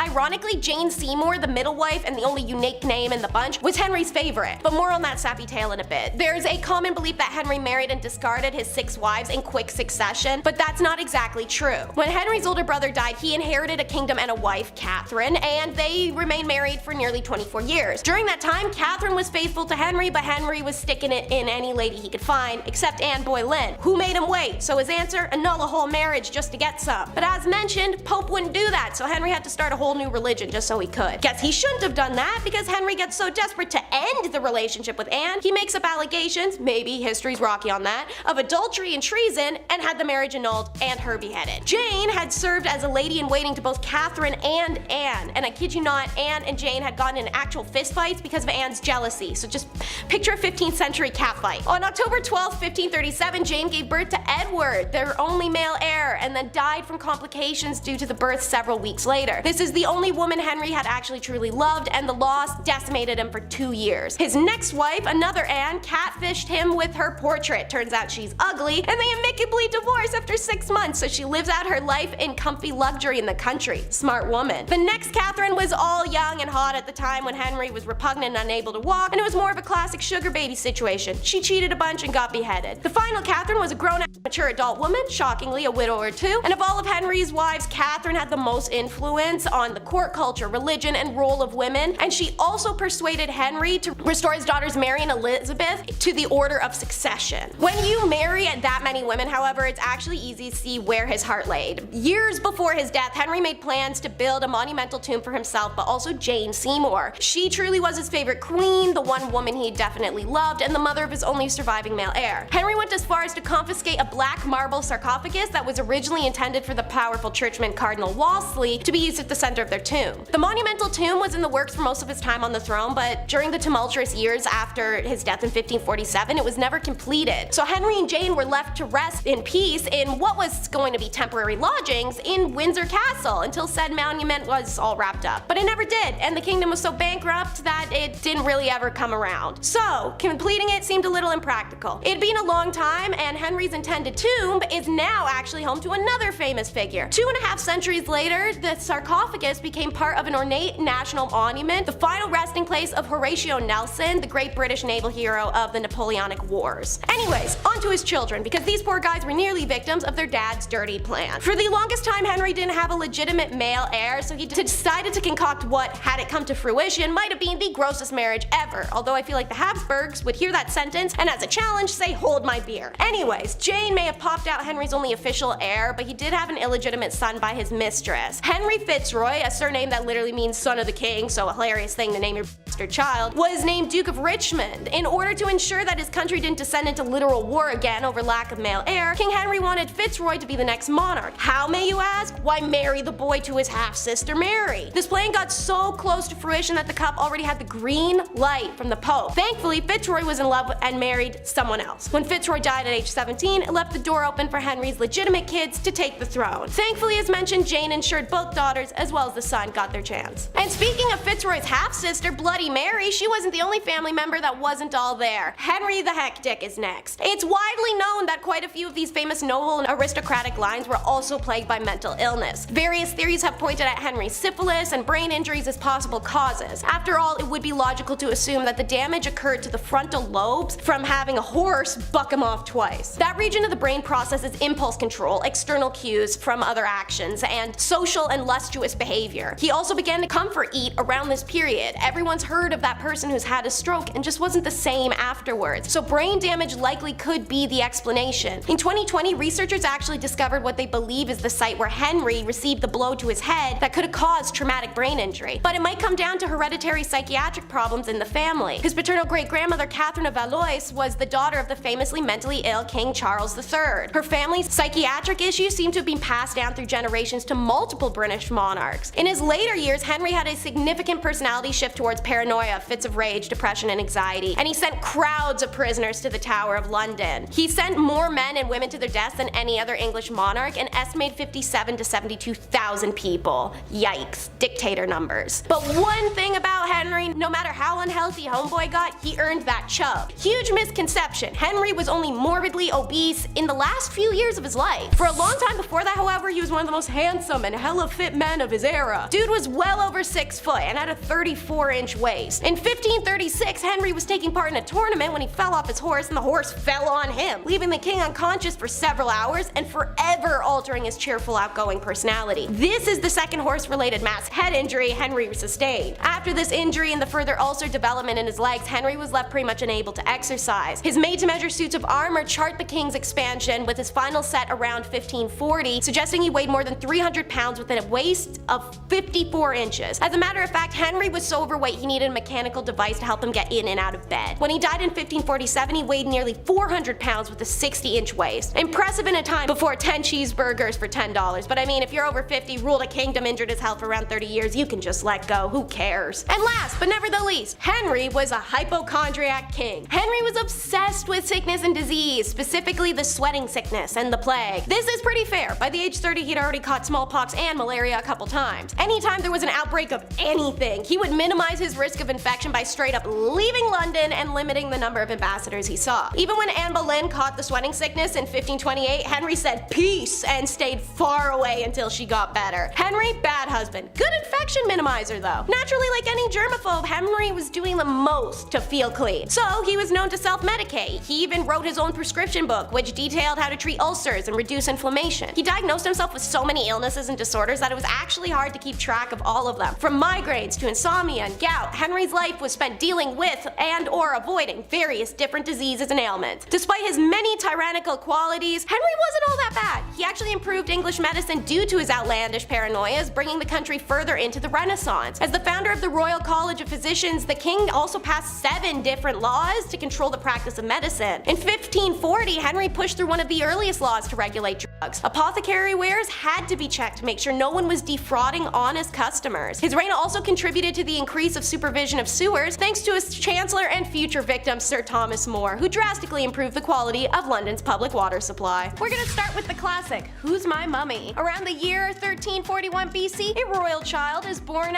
by the name of Thutmose, the living image of Aten. Sometime after Dad's death, Tut rebrands to Tut Mahan. This is because his dad is the legendary dumb Akhenaten, who tries to force monotheism. Anyways, some scholars believe that Tut's mom was Ak's principal wife, Nefertiti, but others believe his mother was the secondary wife named Kia. But with either theory, we run into the issue that it's not entirely certain that Ak was even Tut's father. Getting cheated on by both wives, that's when you know you're doing something wrong. It's quite possible that Tut's father was the pharaoh Smun Akhara. While DNA tests of several mummies found in the Valley of Kings seem to indicate that Tut's father and mother are buried not far, Egyptologist Marianne Eaton Cross also points out that whereas these mummies are very clearly close relatives of Tut, it's actually difficult to establish precise familial relationships using only DNA. Egyptian royal families like to preserve the bloodlines, so his mom could also biologically be his sister and cousin, and all of that would show up as an indecipherable mix that does nothing to confirm more than just a relation. If it is Nefertiti, the question remains, where's my mummy? In more recent years, speculation about King Tut's tomb is that Queen Nefertiti, whose tomb and sarcophagus are long lost to us,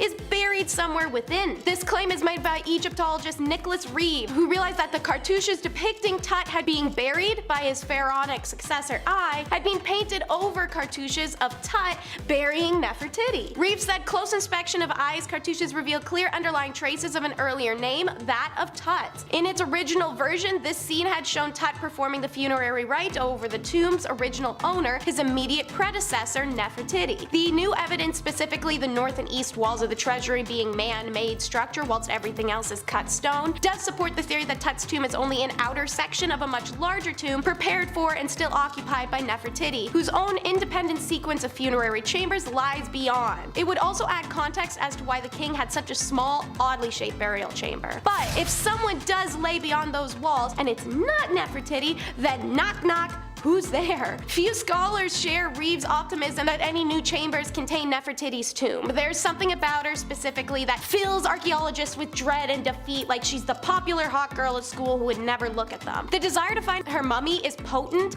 as it would be a tremendous discovery and greatly contribute to the study of ancient Egypt. Frank Rahel of the University of Zurich compiled a list of other royal relatives that he felt could be interred there, including Tut's older sister, Mary Hatton, his possible mother Kia, and of course Smenkahera. There is a belief, however, that if it is Smen, while Nefertiti died, Tut had her interred with him. Possibly because, as mentioned, the dude could be his dad, but also maybe Tut knew his mom loved this guy more than Ak. I don't know, I don't got time for ancient Egyptian Kardashian drama right now. All I'm saying is Tut could have cracked that tomb open, buried Nefertiti, closed it back up, and when he died he got buried in the frontmost room. But to appeal to my ancient alien theorists, is it alien matter? On the flip side of educated leaps, we have alien conspiracy. Egypt's own antiquities ministry announced a few years ago that there were signs of extraterrestrial activity discovered after some radar scans of King Tut's tomb. The radar scans, according to French archaeologist Avril Sapp, refuted theories that Queen Nefertiti's tomb is hidden beyond that of King Tut, and instead revealed weird and extraterrestrial material appeared to resemble a body. However, both Sapp and unnamed antiquity officials refused to answer questions concerning whether or not it could be alien remains. But the AO did confidently boast they could not even come up with something like this in the National Treasure or Indiana Jones movies. This is revolutionary. We don't know what there is, but we've never seen results like this before, said Sapp, who coincidentally discovered dinosaur bones in the Pyramid of Giza a few years ago on April 1st, 2014. Whatever's inside of there could hold secrets to everything behind ancient Egyptian history and technology. Egypt will continue to conduct radar testings and scannings to determine how to enter the hidden chamber without damaging anything inside. Next on the roster,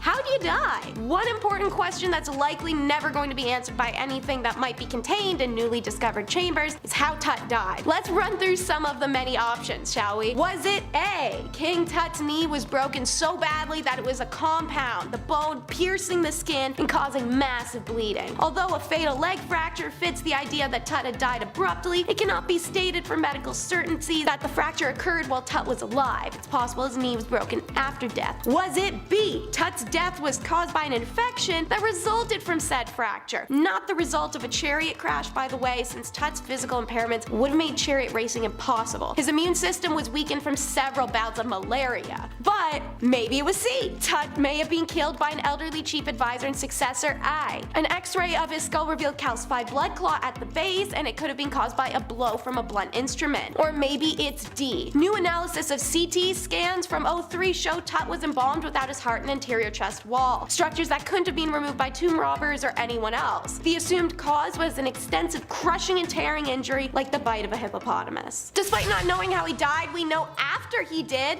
there was a big ol' succession mess. Post-Tut, the pharaoh plot gets all dicey. Horma was the chosen heir for the throne and was off waging war against the Hittites. The coup theory for Tut's death revolved around his elderly chief advisor I, because we do not know how or why a high official like him came to be king of Egypt otherwise. He definitively stole the crown and throne from Horeme in his absence though. Ancient letters suggest that either Nefertiti or, more likely, Tut's widow Akhenaten was desperate to prevent I from becoming pharaoh and asked the king of the Hittites, who they are at literal war with, to send a prince who can marry her and rule Egypt. An and Nefertiti are erased from history around that time. During his short reign, King I tried in vain to achieve peace with said Hittites, while also simultaneously trying to prevent Horeme, the true regent of Tut, from seizing the throne while he's alive and after he died. To do so, he named an heir, an army commander named Nakahimti, who we know as perhaps to be Ai's own grandson. As you can imagine, Nakahimti became Harambe's great rival, but Ai's successor would finally be Horem when his 3-year reign ends. Horem would then rule for nearly 30 years and then remove all known history of Tut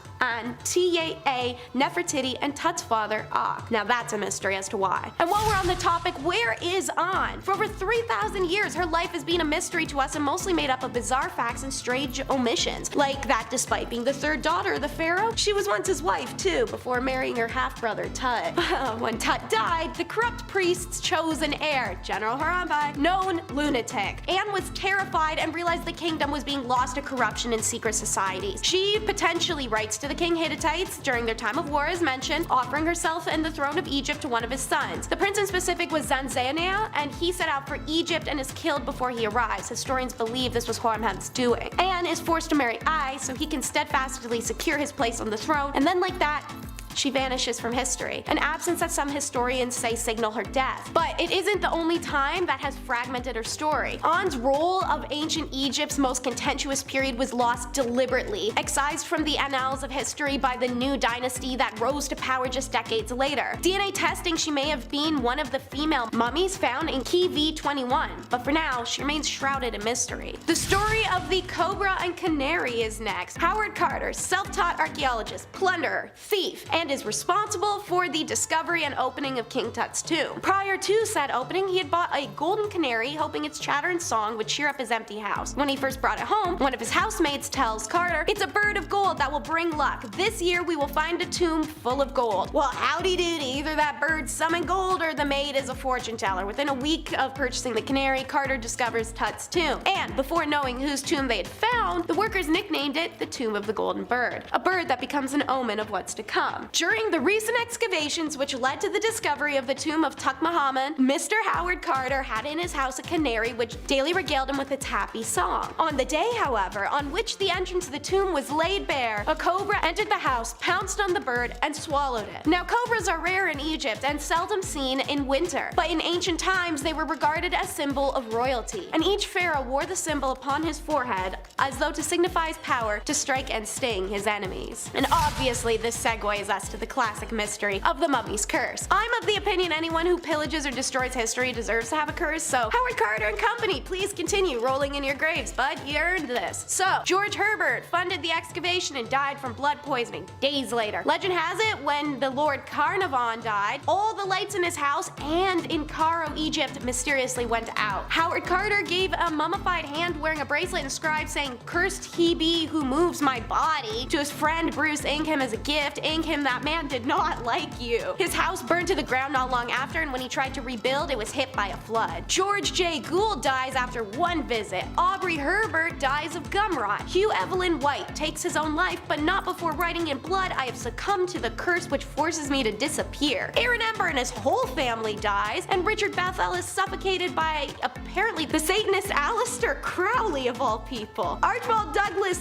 Richard died 3 days after X-raying Tut, and then James Henry Breasted dies on his next Egypt trip. Mystery, or what do you think? And last on our list is the alien jewel. The amazing story began 77 years after Carter's discovery, when an Italian geologist noticed something odd about the yellow-green scarab in the pectoral center. The subsequent tests proved that the lump of glass was older than any Egyptian society, a lot older, in fact. Experts trace this scarab back to the Great Sand Sea, 500 miles southwest of Cairo, in which there are known to be huge lumps of glass poking out of the dunes. The general opinion is that a meteor hit the desert hundreds of thousands of years ago, heating the sand enough to create glass. To give you the idea of the magnitude that is supposed impact, the first A/B testing done created a thin frost-like layer of glass in the New Mexico desert. Meanwhile, chunks of glass the size of literal human heads can be picked up from the Great Sand Sea to this day. That means this meteor hit with an impact that we humans can't recreate on a different type of scale. But there's no evidence of a meteor that has ever struck the desert. If this glass is of meteoric origin, then there should be a crater of that age, says Boston University Farouk Al-Baz. But no crater, let alone partially fused or a serial piece, has ever been found. This suggests the less exciting origin, a supersaturated lake of silica that slowly dried into a natural glass hard enough to resist a scalpel mark. What do you think? Mystery glass from aliens or no? So the first one is 800 dogs. Yeah, that's it. That's it. This man right here, 800 dogs. Why? Maybe you want to star in his own remake of Air Buddy franchise, but with a Bollywood twist. I'm not sure. I'm not him. I don't know.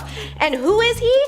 The Maharaja of Junagadh, Muhammad Mahabat Khan III. Now that is a name. Alright, so that title in Sanskrit means great ruler, but I think last ruler is a little bit more accurate, because that's exactly what Muhammad was before his negligence in decision making during the Indian independence of August 1947 put him out of job. He screws up spectacularly, chooses that Junagadh should accede to Pakistan, and quite literally gets ran the hell out of Junagadh by Indian government. He lives out the rest of his life in exile, but enough about the man, let's hear about the dog. So, as mentioned, 800 is a real guaranteed number, but varying accounts actually say he may have owned as many as 2,000 dogs in one time period. Each dog had its own personal room in the palace, fitted with furnishings, their own servant, and of course phones, so that the dogs can call each other. I don't know. Dog died, state of mourning's declared. 2 dogs bang one out, now there's a new litter of puppies. Gotta make sure they're married, so it's not bastard puppies. This man reportedly spent 20 lakh, aka 2 million, on a dog wedding and proclaimed it a state holiday. He's done the same for their birthdays as well. This next story can be abbreviated simply to the PPVRM. What's that stand for? Pepe, the Pygmy, and the Very Rich Man. Harkov was one of history's earliest explorers. 4,000 years ago in the 23rd century BC, he made his living wandering out into uncharted lands. But on his 4th expedition into the unknown, the Pharaoh's scribe had messaged him to drop everything and return at once. Harkov had sent a letter to the king some time ago describing a friendly pygmy clan Harkov had encountered. The pharaoh at the time, Pepe II, who was an 8-year-old nightmare child, who'd you know, happened to be obsessed with pygmies, and quickly wrote back. You said in this letter of yours that you have brought a pygmy of divine dances from the land of the horizon dwellers. Hurry and bring that pygmy you have brought alive, happy, and well, for the divine dances to gladden the heart, to delight the heart of the king. Such was life under the rule of an 8-year-old, so Harkov returned to Egypt, pygmy in tow. But all of the letters from the pharaohs, this letter from Pepe meant a great deal to Harkov. He literally had it engraved on the walls of his tomb. This was a dude who discovered the lands around Egypt far and wide, served many pharaohs, and even single-handedly talked a kingdom out of war. So why so gassed over delivering a petite person to a child? Pepe loaded Harkov up, that's why. Homeboy spent the rest of his life as an incredibly wealthy and powerful man through that payment. After a lifetime of discovering distant kingdoms, opening trade routes, and bringing back exotic discoveries, Harkov finally made his fortune just by entertaining a child. I would have been grinning ear to ear too, dude. This story is a Bumblebee classic because this king is a pure kook.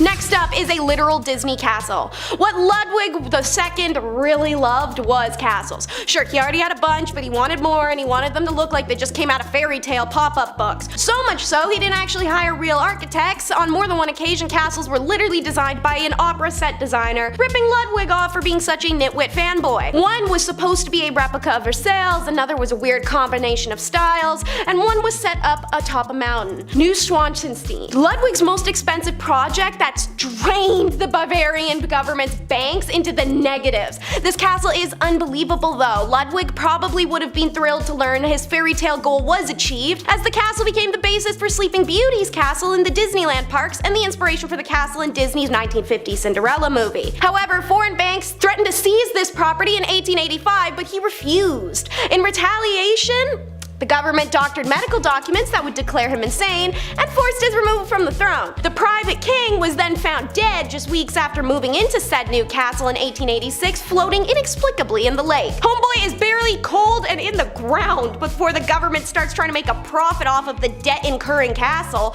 7 weeks following Ludwig's mysterious death, Neuschwanstein is open to the public and remains one of the most visited castles in Germany and one of the most popular tourist and luxury hotel destinations in Europe. This next king's anthem must have been Avril Lavigne's Here's to Never growing up. King Farouk, the last king of Egypt, was so immature his mother hoped that becoming king would help him grow up. Obviously it didn't, because country rule and wealth aren't something you give immature people if you want them to change. It just gives the dude arrested development and a whole lot of power. His reign was dominated by corruption scandals, his people were impoverished, and his court was brimming with wealth. So the Egyptian army eventually intervened, driving him out in 1952. Then the process of clearing out his possessions began. Thousands of silk shirts, an entire fleet of Cadillacs, 50 diamond-studded golden walking sticks. Farouk collected an absurd amount of French Baroque-style furniture, and his coin collection was one of the grandest in the world, consisting of over 8,500 coins, some of which, like the 1993 $20 gold double eagle, and all 5 known examples of the 1913 Liberty head nickel,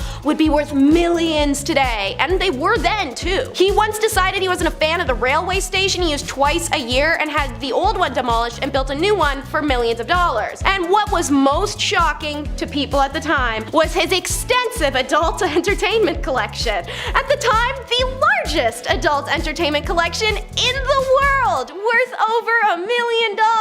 Picture like when Russell Peters was on MTV Cribs and he opened that dresser drawer and inside all the DVDs had to be pixelated. It was essentially that moment, except Russell Peters actively volunteered, made fun of his collection, while Farouk, when confronted with it, happily admitted to owning it but was shocked by the lewd accusations, insisting they're just classical works of art to look at and be appreciated. This next king didn't have to buy anything, he turned the money itself into big old jars. Whew, name brace moment, okay. Maharaja Sawai Madho Singh II is the former king of Jaipur, and also the only one who's been entered into the Guinness Book of World Records. He was on his way to attend the coronation of Edward VII in 1902 and intended to bring Ganjagal holy water. When toying in what to bring it in, all the options on the market were very Macy's, and Singh, he was more of a Gucci guy. So he finds 2 very reputable silversmiths in the mystery Khana and gave them 14,000 Jaipur silver rupees, which were issued from the Kaptadara treasury of Jaipur state in 1894. These coins are then melted into sheets and shaped as the jars. No shouldering was done. So the results are 2 enormous sterling silver vessels, the largest silver objects in the world, per Guinness World Records. These Ganjalis are still presented at the Maharaja Sawai Man Singh II Museum and are a huge attraction amongst visitors. Next up is a title that needs no explanation, the Pube Procurer. Yeah, there's always that one creep. This one also happens to be voted England's worst king by a large chunk of the historian community. Says a lot, seeing as his dad was the nutcase who lost America, but maybe we're just throwing stones here. If you haven't guessed already, I'm talking about George IV, notorious for 2 things, banging and blowing the budget, which started to go hand in hand after a while. On a very short list of decent things you can say about the dude, it's actually unlikely he ever forced himself on someone without consent, which don't get me wrong, I'm not patting him on the back, that's setting the bar pretty low. But I mean, when a woman refused his advances, the series of events following would be the first 5 stages of grief, then begging, then a tantrum, potentially more begging, sometimes threatening to take his own life in a very dramatic fashion, and then if nothing's worked, offer up money and jewels. Didn't matter if you're a working girl or a potential princess, he's willing to pay up the dough for, you know. Amazingly, despite not being a catch in any way and inflating to the size of the aunt in Harry Potter who floats away, women still agreed to have sweaty time with him, and they say money can't buy happiness. Sure did for Georgie. And P.S. When he died, his brothers found 7,000 envelopes, each with a lock of hair in it, which wasn't always from his mistress's heads, if you know what I mean. Because I love my subtle hints, or even not so subtle, our next is I'm a big fan. Frederick William I, King of Prussia, a tiny man with a big collection. Tall dudes. Maybe he was trying to make up for the fact he was only 5'5", but being 5'2" myself, I can't really see the appeal of walking around next to a flock of people I have to crane my head to look at constantly. So, whatever the reason, he would do absolutely anything to get more tall men, such as buy tall young men from their own custody. Just walk up to everyday dudes on the street, I want to buy you. Apparently he even kidnapped some. Other countries would try and get in his good books by sending tall guys as presents. Babies that came out larger than normal are marked with a red scarf to indicate their future recruits. There weren't enough tall babies? Let's round up the basketball and volleyball players and hop to it, guys. Frederick William literally performed a kind of eugenics, pouring money into making tall people bang in the hopes of producing a tall kid. He didn't like them just to look up at though.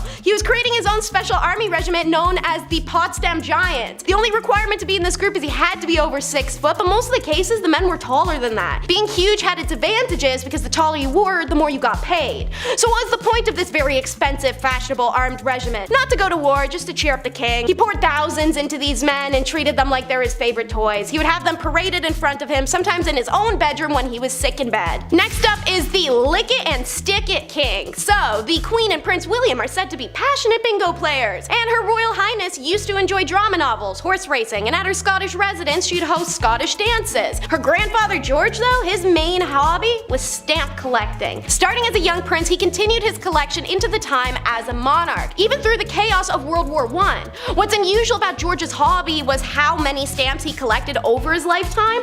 328 albums of 60 pages each, so that's nearly 20,000 pages of stamps. His passion earned him the nickname the King of Filati, which is the proper name for stamp collecting, and I can't tell if I'm saying it right, as literally nobody would know because this may truly be one of the most vacant-brained hobbies imaginable. Anyways, George becomes like a celebrity to other stamp collectors, and he's elected the vice president of their Royal Society of London Stamp Collecting Club in 1893. So in 1905, while he's still a prince, he set the new record for the most amount spent on a stamp, roughly $220,000 US today. A quarter year later, knowing the prince was an active part of the stamp community, asked if he'd heard that some damned fool had paid as much as over 1,400 pounds for one stamp. The prince got that sick moment of getting to turn around and say, yes, I was that damned fool. This one king bought so much dumb crap, it's essentially a grocery list of the obscene. So, Henry VIII, the one who smokes his wives and was full of aggression. We recently did a video on him called the Top 10 King Henry VIII Facts You Never Knew. So, if you're interested in learning more after what I tell you about what he hoarded, maybe go check that out. So, what are some of the things on Henry's stupid purchase list? Purple bagpipes. Although he didn't write Greensleeves, Henry was nevertheless a talented musician and composer and was able to spend a few £1,000s on that bad boy. A personal favorite that I learned was probably the bowling alley.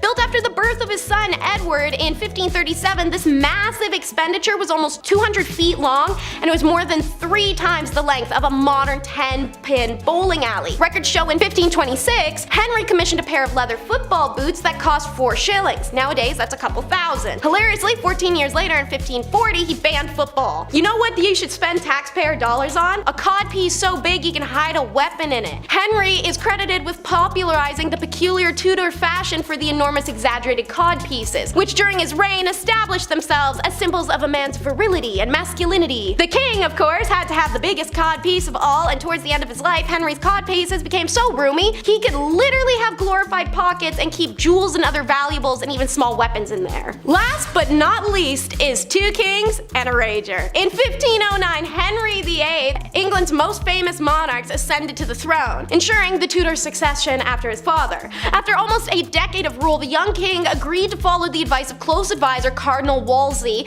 and try to improve England's relations with the continent. After Wolsey's efforts in 1518, the Treaty of London was signed as a non-aggression pact between the major Christian, very important detail, European powers at the time. One of the most important countries for England to make peace with was France, as the two had been beefing intermittently for literal centuries. The French king, Francis I, was only 3 years younger than Henry, and both men had been hailed in their countries as great Renaissance princes. Naturally, these two dudes are gonna be curious about what each other's like, and they want to meet. And for two dudes who are young and rich, what better way to meet than throw in a rager? A date is set for June of 1520, and what would follow is probably one of the greatest parties ever held. The meeting was an excuse for both Henry and Francis to show off their wealth of their kingdoms, and by proxy, their power. So the Field of the Cloth of Gold occurred on the 7th to 24th of June, 1520, named after the gold material used for all the tents, all the costumes, and the decorations at the time, and it was 2 weeks of games, feasts, tournaments, and balls that cost the equivalent of no less than $20 million today between France and England. Between the 7th and the 24th, around 12,000 members of royal houses, nobles, guests, and servants gathered in the fields of northern France to spend dreamy days and nights in temporary palaces built of brick, timber, cloth, and glass. Guests enjoyed delicacies made from 29,000 fish, 98,000 eggs, 6,475 birds, 2,200 sheep, and endless glasses of wine.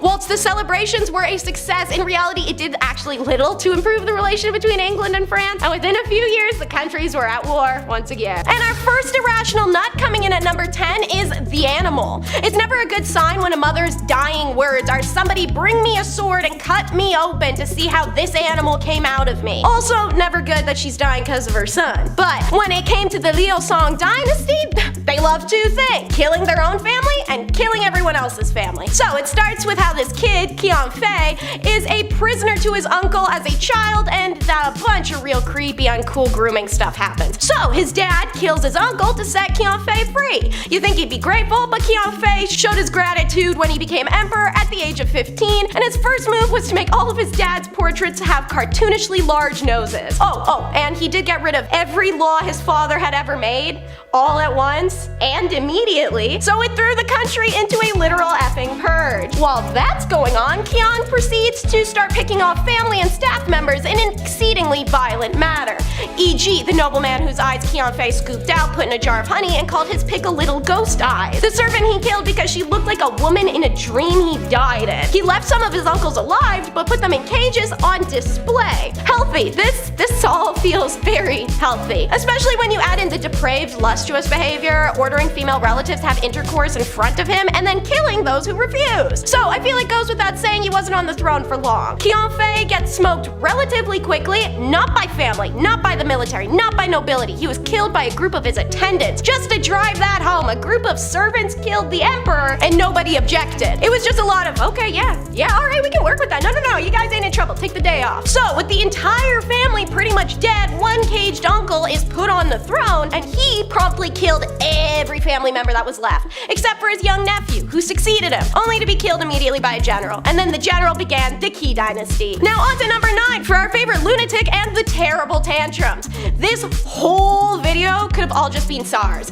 These rulers were raised under conditions that guaranteed to make anyone a sociopath. Ivan the Terrible's father died when Ivan was only 3, and his mother was poisoned when he was 8. During his younger years, corrupt noblemen governed the land and starved, beat, and neglected Ivan and his brother. He, in turn, took his anger out on small animals, which he would throw off of the roofs of palaces. Good practice for that time as a teenager, when he pimp-walked his ass into the throne room, chokeholded the nobleman leader, and physically threw the man to his trained and hungry hunting dogs. You think that's bad? Psycho behavior, lightning round, baby, let's go. So, when Ivan suspected a nobleman wanted the throne, he dressed the man as the king, put him on the throne, and gutted him there. Ivan created a special police force that dog heads hanging hang from their saddles and could kill anyone at any time in public. Once when Ivan heard a rumor that a town called Novgorod was rebellious, he killed every single person in the town and then sewed the town's archbishop up inside a bearskin, like this is the end scene of Midsummer, and as dogs hunt the archbishop Bearman down. It's hard to write all that and then use the phrase conditions deteriorated, but somehow conditions deteriorated. He was known to spend hours banging his face against the stone floor found in front of religious icons. What truly changed history, however, is he goes after his pregnant daughter-in-law. His actions cause her miscarriage, and his son, also named Ivan, berates his father. His father then beats his head in with a scepter, immediately ending the ancient Rurik line of nobility. With the only strong heir to the throne dead, Russia descended into chaos after Ivan's death, and at last nobles could place a family of their choice on the throne, an heir called Michael Romanov. Okay, it's lady time. Number 8 is religious mania Maria. Maria of Portugal, unlike pretty much everyone else on this list, had an idyllic childhood. Her father, the King of Portugal, paid a massive amount of attention to both her and her sisters. But while the king was winning Dad of the Year, his minister, the Marquis of Pombal, managed the country, which apparently meant imprisoning everyone who questioned him and killing anyone left over. I'll give him credit for still being loyal to the king, however, when someone tried to smoke said king, the Marquis rounded up his strongest political enemies, tormented them into confessions, broke their bones on a scaffold, and then burned the scaffold down. Unfortunately, that genetic religious mania starts kicking her ass pretty hard once Maria is in her early 20s. Naturally, this is also when she ascended to the throne, and the horrific actions of the Marquis in the name of her father convinced Maria that he is in hell for being a bad king and she would join him. To alleviate her guilt, she amnestied all the political prisoners and gave them positions in her court. Super sweet gesture, but spending decades in an 18th century Portugal's palace prison does not do much for the mind. So, most of these counselors and courtiers were absolutely insane. When within the space of a year, her eldest son, her only living daughter, and her 2 closest ministers all died, Maria completely fell apart. Some days she would embrace the fact that she's already damned, talking in a unchaste manner. Some days she would pace the halls screaming. Her 26-year-old second son is made regent, but he was dead useless with no ability to reform an entire court of lunatics. Naturally, this meant the country was in no shape to meet Napoleon in 1807, so when he marched on him, the entire family fled to Brazil and Portugal became Napoleon's. Number 7 is how one man changed the line of succession for the psychologist's wife. Peter the Great was, in many ways, a wonderful sovereign. Passionately committed to both his country and his own education, he spent much of his imprisoned childhood learning army tactics and designing ships. As an adult, he toured Europe, learning about the latest advances in science so that he could bring them back to Russia. Peter the Great was pretty great. But like many with great intellect, he'd take it and his impatience with those who didn't understand it a little too far. When he was learning dentistry, he would practice on nobles without their consent. When a group of attendants were upset while watching the dissection of a corpse, he ordered them to walk up to the corpse and take a bite out of it. His childhood traumas also made him fanatical about loyalty, because Peter was the child of the former Tsar's second wife and had to watch the relatives of the first wife throw his family off a roof. Peter became so serious about this loyalty, he had his own son tormented to death for temporarily fleeing to Sweden. One person he trusted though was his wife Catherine. Catherine was a Cinderella story that emerged from a horror movie. Eventually, she met the Tsar, who became enthralled with her, and Peter had fits of terror due to seeing his family being tossed off the roof as a kid, and during those fits, Catherine was the only one who could soothe him. So, with his love of loyalty and pride in family, Peter decreed that the Tsar should be able to name his own successor, and that's exactly what Catherine was when Peter died. For number 6 is 2 for 1, a king and a queen. Let's call it the creation of Catherine. Hilariously, this couple's names were also Peter and Catherine, but unlike the previous set, who loved each other, these two were flighty nightmares. Peter was a bit delayed. With no parental contact and a crap upbringing, the dude developed into a creepy blend of child and sociopath. He didn't consummate the marriage to Catherine literally ever. This poor girl gets shipped from Germany to play toy soldiers in bed with him for 9 years. He also tormented animals in training a pack of hunting dogs by beating them and conducting military trials and hangings for the rats he found eating his toys. This guy's brain was so pea-sized that knowing the king liked watching fire, a minister set his own house alight to keep the king distracted while Catherine was giving birth to their definitely illegitimate child. While most crazy tsars kept their throne for illogically long, Peter got deposed pretty damn fast. Why? He was crazy like a Prussian, not like a Russian. He was meant to be the Swedish heir, and he was raised to dislike Russia. Smoking Peter meant it was time for a lady leader, and Catherine, who was actually born in Prussia, had spent the first first few years of her marriage vigorously Russianizing herself and cultivating the Russian army, who preferred a Prussian that had decided she was Russian to a Russian that decided he was Prussian. Number 5, we finally leave Russia onto France, who signed up for centuries. Centuries of what? BS. You're in for a ride. So, Charles IV was the king forever. During that time, a united, prosperous, and powerful country fell into civil war and chaos. Charles began having spells not too long after his brother thought it would be funny to light all the king's friends on fire while they're dressed as wild men, which for some reason incorporated tar. Charles became convinced he was made of glass and would shatter if he moved too quickly, so he would hardly move for hours on end. He became incoherent and paranoid. During these spells, Louis, his brother, became the de facto king. This made him a formidable opponent. Anyone who would make a move to weaken the Count of Valois would find a month or so later they were the enemy of the acting king of France. One night, John the Fearless, Duke of Burgundy, decided to put an end to Looney Lewis. He hired a group of conspirators to hack him to death in the street, which they did, but while still wearing their work uniforms like it's goddamn amateur hour. So it's not long before people found out exactly who killed Lewis, and the nation falls into civil war. John the Fearless went to the English for military support, which they happily gave him in exchange for land in France. Charles the Mad had to declare an English king the heir of France to help end the drama, but the treaty doesn't hold because of turmoil in English court, and it gives England and France an excuse to go to war for what?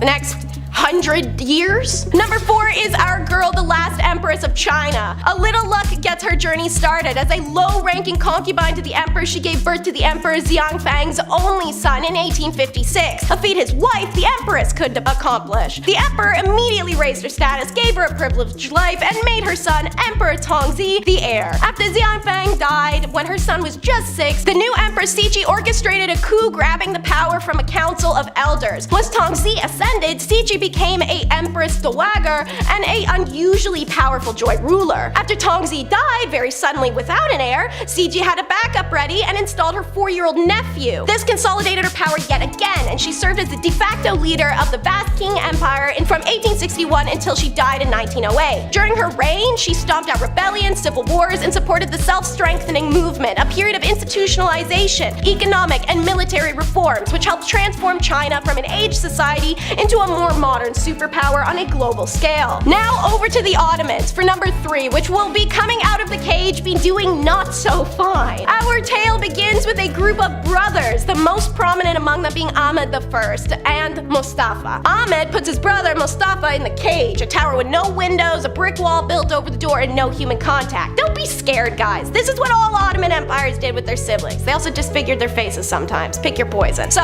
Ahmed craps out a few sons, then drops at the age of 28. So out of the cage Mustafa came, 14 years after being put into basically an above-ground pit. What could go wrong? Well, you could argue it's kinda odd. He walked around with 2 naked servant girls at all times, but the real problem was he had a habit of giving important positions to random people he met in life. Without a strong, organized central government, the empire started to crumble. Back in the cage you go, but with 2 women this time. He was replaced by Ahmed's oldest son, Osman. The young man might have made a decent ruler, but he banned drinking and smoking and intercourse in the army. Do I need to explain the problem? Anyways, they sentenced him to death via the boy crusher, which you can learn about in my video, the top 10 brutal punishments from the Ottoman Empire. Out of the cage came Mustafa again. At this point, he had a habit of sitting and giggling to himself. In between giggle fits, he'd go around looking for his dead nephew, forgetting the man was dead, and when he was told he had other ones, he'd kill them. He also went back to his old tricks, appointing random people to important positions, and the officials in the provinces were one step away from declaring themselves local king. Put a cap on thing, the Safavid Persian Empire attacked and grabbed what's now Iraq. Back into the cage Mustafa went. Still in the Ottoman Empire, number 2 is bankruptcy and a 2-decade war. Someone had to succeed the cage man, and that was what Murad IV did, one of the nephews that Mustafa hadn't killed. Maybe because the dude was ruthless. His last act before dying was ordering the death of his last surviving brother. He had nothing against Ibrahim, but he simply believed that their line was cursed by madness and needed to be annihilated. Sadly for 279 women, as you'll learn, Ibrahim's mother successfully pleads for his life. Ibrahim spends his entire life in the cage with only occasional contact with people. He came out with what can be tactfully described as a lust for life. Made frantic by years of deprivation, he acquired everything like an animal, including 280 concubines in a harem. One day, he saw a cow's hoo-ha and had a cast made of it and circulated it through the empire for a woman that matched. When he found her, she became his favorite concubine and he named her Sugar Lump. Sugar didn't care for competition, so she told the psychotically jealous Ibrahim that one of the other women in the harem was unfaithful, but only she didn't know which one. Ibrahim's answer was having all 280 tied up in sacks and thrown into the Bosphorus River. Only one survived when her sack came undone and she was taking aboard a French freighter bound for Paris. What finally did Ibrahim in was fanatically acquiring all the gold and jewels he could, pulling from temples and threatening ministers. Then Ibrahim started a war with Venice. He soon couldn't pay the Janissaries and they sent him back to the cage.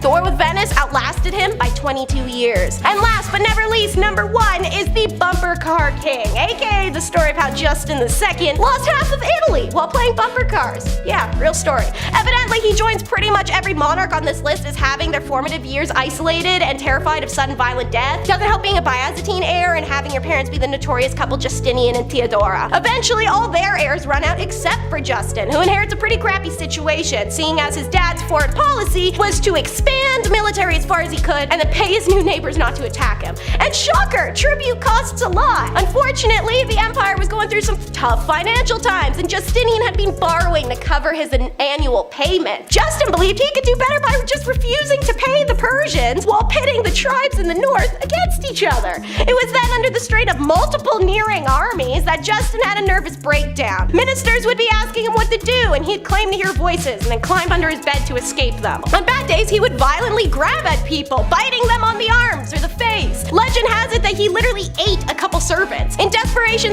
and self-preservation, the servants tried to think of a couple ways to keep the emperor distracted from eating them, so they came up with the throne on wheels. Servants raced him around the halls of the palace on the throne, trying to keep him amused with the speed. When he had guests, they'd also get to experience zooming around on wheeled seats, aka bumper cars. In the end, Justinian II fared pretty well, perhaps better than he deserved considering his last words as emperor were complaints about his servants. We gonna start with, why you so stingy? You literally live in a castle. You have gold doubloons like an effing pirate, priceless spices stolen from foreign lands, and gemstones harvested fresh from the earth. But you're gonna have us measure every loaf of bread so they're the exact same? Back in the late 1500s, Viscount Montagu demanded meticulous records of every expenditure. The clerk of the kitchen was a crossbreed between an extreme couponer and a professional nitpicker, who had to provide the cooks with the ingredients for every meal in exact amounts for each person to be served, and ensure that each plate had the exact same weight and proportions laid upon it. Among his many duties was also to ensure every wheat loaf that went in the oven weighed 18 ounces and was 16 ounces when it was taken out. What happens if they weighed more or less? Off to the bread breaking wheel, or maybe the sourdough slow slicer, off to the steak for a little French toasting, huh? Anyway, for how the British monarchy would pitch a fit over a 3-letter word, children, not kids, because we all want to speak a little bit more like Mary Poppins. Oh yes, little children, off to bed we go. Nah, dude, I couldn't do the whole royal nanny thing, to be honest. The education required enough makes you think that they're scouting for NASA, not someone to stop their kid from picking its nose, publicly at least. Maria Borello, the nanny who takes care of Prince George, Princess Charlotte, and Prince Louis, trained at the notable Norland College in Bath, England, before being hired to the world's most famous children. At this college, students like Borello study early years development for 3 years. However, as well as learning social and emotional development, students are also taught the importance of vocabulary. There is one word that royal nannies are prohibited from using to describe royal children: kids. Ask me why. Come on.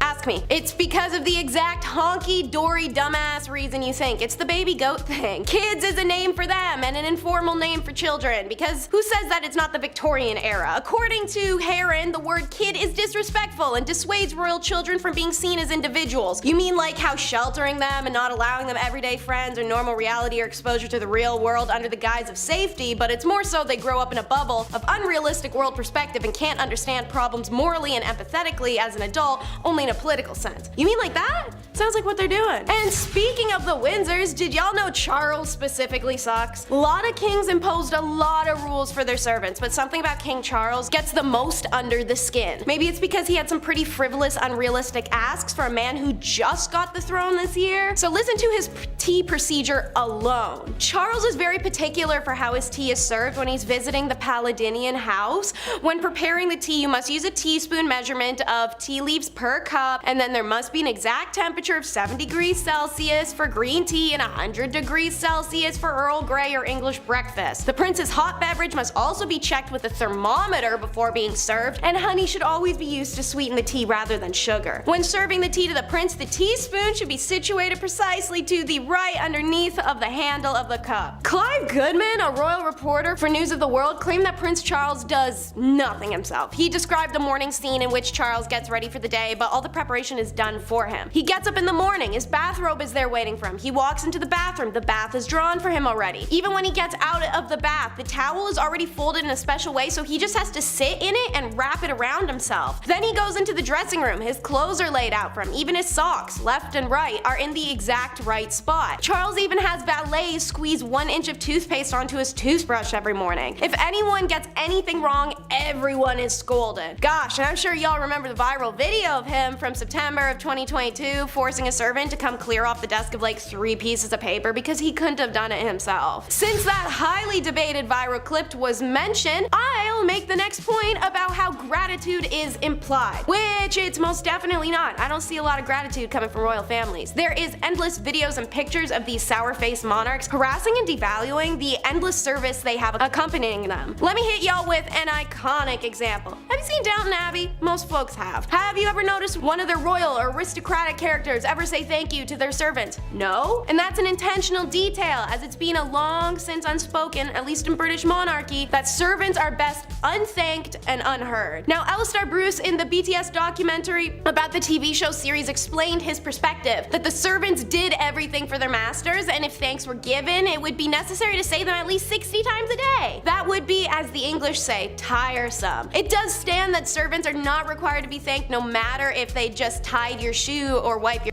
ass. You as a royal have the right to just scoff and point and expect results. But at least one royal who can't verbally berate you is the revered royal pets. Multiple royal houses and their respective rulers have decided to use these rules and servants to treat their pets as an extension of themselves. By personifying them, even just trimming a corgi's nails too short could get you proverbially beheaded and definitively fired. Some famous examples of royals who have servants service their pets are Queen Elizabeth II staged a funeral for a chameleon, and an Indian ruler Muhammad Mahabat Khan threw a lavish elaborate wedding for his dog. Louis of France took being a cat person to a whole other level and basically turned Versailles into a giant breeding ground. Charles II of England issued a royal law that his iconic King Charles Spaniels, which are obviously named after him, have license to walk anywhere in the kingdom without harassment, even Parliament. And of course, who can forget Caligula, who appointed his favorite horse, Icarus, as an official senator. But I'd have to say, I imagine there's not much worse than food tasting. Normally, you'd be able to think this wouldn't be so bad. Wrong, let me make it worse. So obviously, they're tasting it for poison and other tricky little substances that could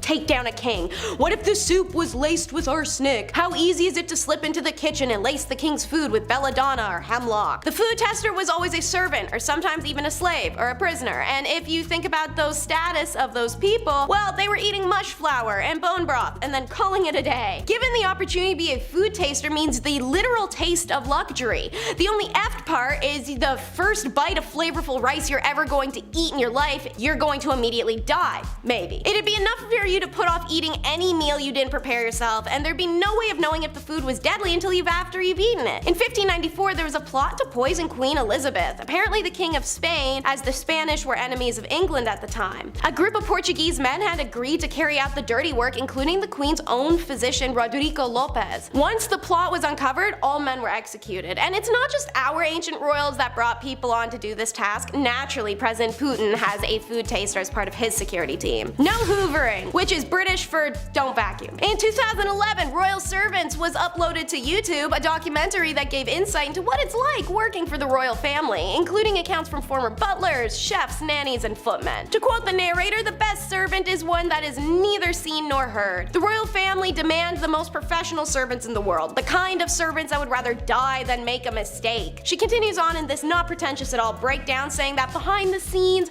butlers lay out clothes, footmen carry early morning trays, and cleaners sweep carpets, lest royal ears are offended by vacuum cleaners. One rule cleaners must follow is that they have to sweep the floors instead of hoovering them, because the sound may be too loud, especially in the early morning. I don't know if you guys have seen these palaces, but they're about 110% red carpet, and it's not that cheap kind. This stuff probably holds onto dirt the way your homie holds onto their cheating ex. Not being permitted to use such modern inventions makes their job not even a little, but a lot more difficult. Immensely. They have to quite literally sweep the carpets, the most ineffective way to clean a carpet that's tacked into the ground. And they're already being held at a higher standard than really any other servant on earth. But don't forget, after you're done measuring the carrots, you feed the horses, and sweeping a carpet, you also have to kiss the linens. Whichever unfortunate servant was tasked with making Henry VIII's bed after he woke up in the morning was then required to kiss every part of the linen to prove he hadn't smeared poison on them.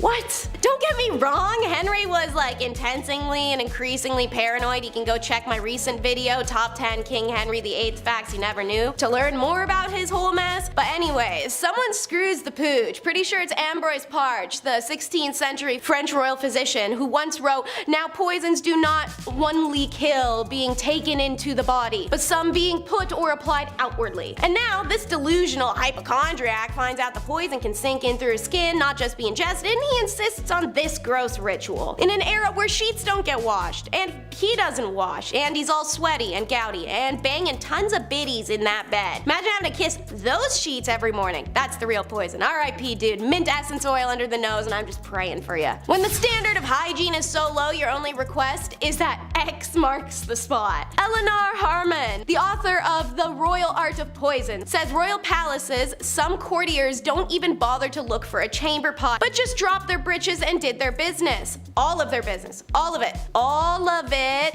in the staircases, the hallways, or the fireplaces. In Versailles, women just pulled up their skirts to pee where they stood, and some men urinated off the balustrade in the middle of the royal chapel. The smelly truth is that Hampton Court, that of Henry VIII, was not well equipped to serve the bodily needs of hundreds upon hundreds of servants. During the king's boisterous banquets, busy servants regularly needed the call of nature, so they relieved themselves in hidden hallway corridors or on sizzling fireplaces that were cooking the food. I need a minute with that one. Anyways, the walls reeked of urine so badly that according to historian Lucy Worsley in her book If Walls Could Talk, the palace management would have had crosses chalked into the walls with the hope that people would be reluctant to desecrate a religious symbol. That's right. While servants were always encouraged to pee in vats, so their urine could be used to clean later, to keep servants and courtiers from urinating on the garden walls, Henry had large crosses painted in problem spots, I guess. But instead of deterring men from relieving themselves, what it did was literally give them a target. To fix the problem, Henry VIII then realized he had to make bathrooms, so he constructed a giant toilet block by the River Thames called the Great House of Easement. And of course, last but not least, fresh out the kitchen of Henry VIII is Dee's roasted chestnuts. King Henry VIII's kitchen at Hampton Court Palace was one of the largest kitchens in Europe, and obviously it would have had to be to service the banquets of grandeur I was just talking about. There were huge wood fireplaces producing an average of 800 to 1,000 meals in a day, courtesy of just a mere 200 cooks. Naturally, that amount of ovens and that amount of cooks in the kitchen, yeah, it's downright cozy. And the average of 1.3 million logs were burnt, creating a hellish atmosphere, leaving the cooks drained and drenched in sweat. From roasting meats to boiling cauldrons, the kitchen of Henry VIII was no less than passing as the underworld. So, what happened in all this heat, dare say? Did they crack a window? Did they get some ice? Take a smoke break, maybe? Nah, the cooks just took off all their clothes to tolerate the temperature while it's cooking. Just to reiterate,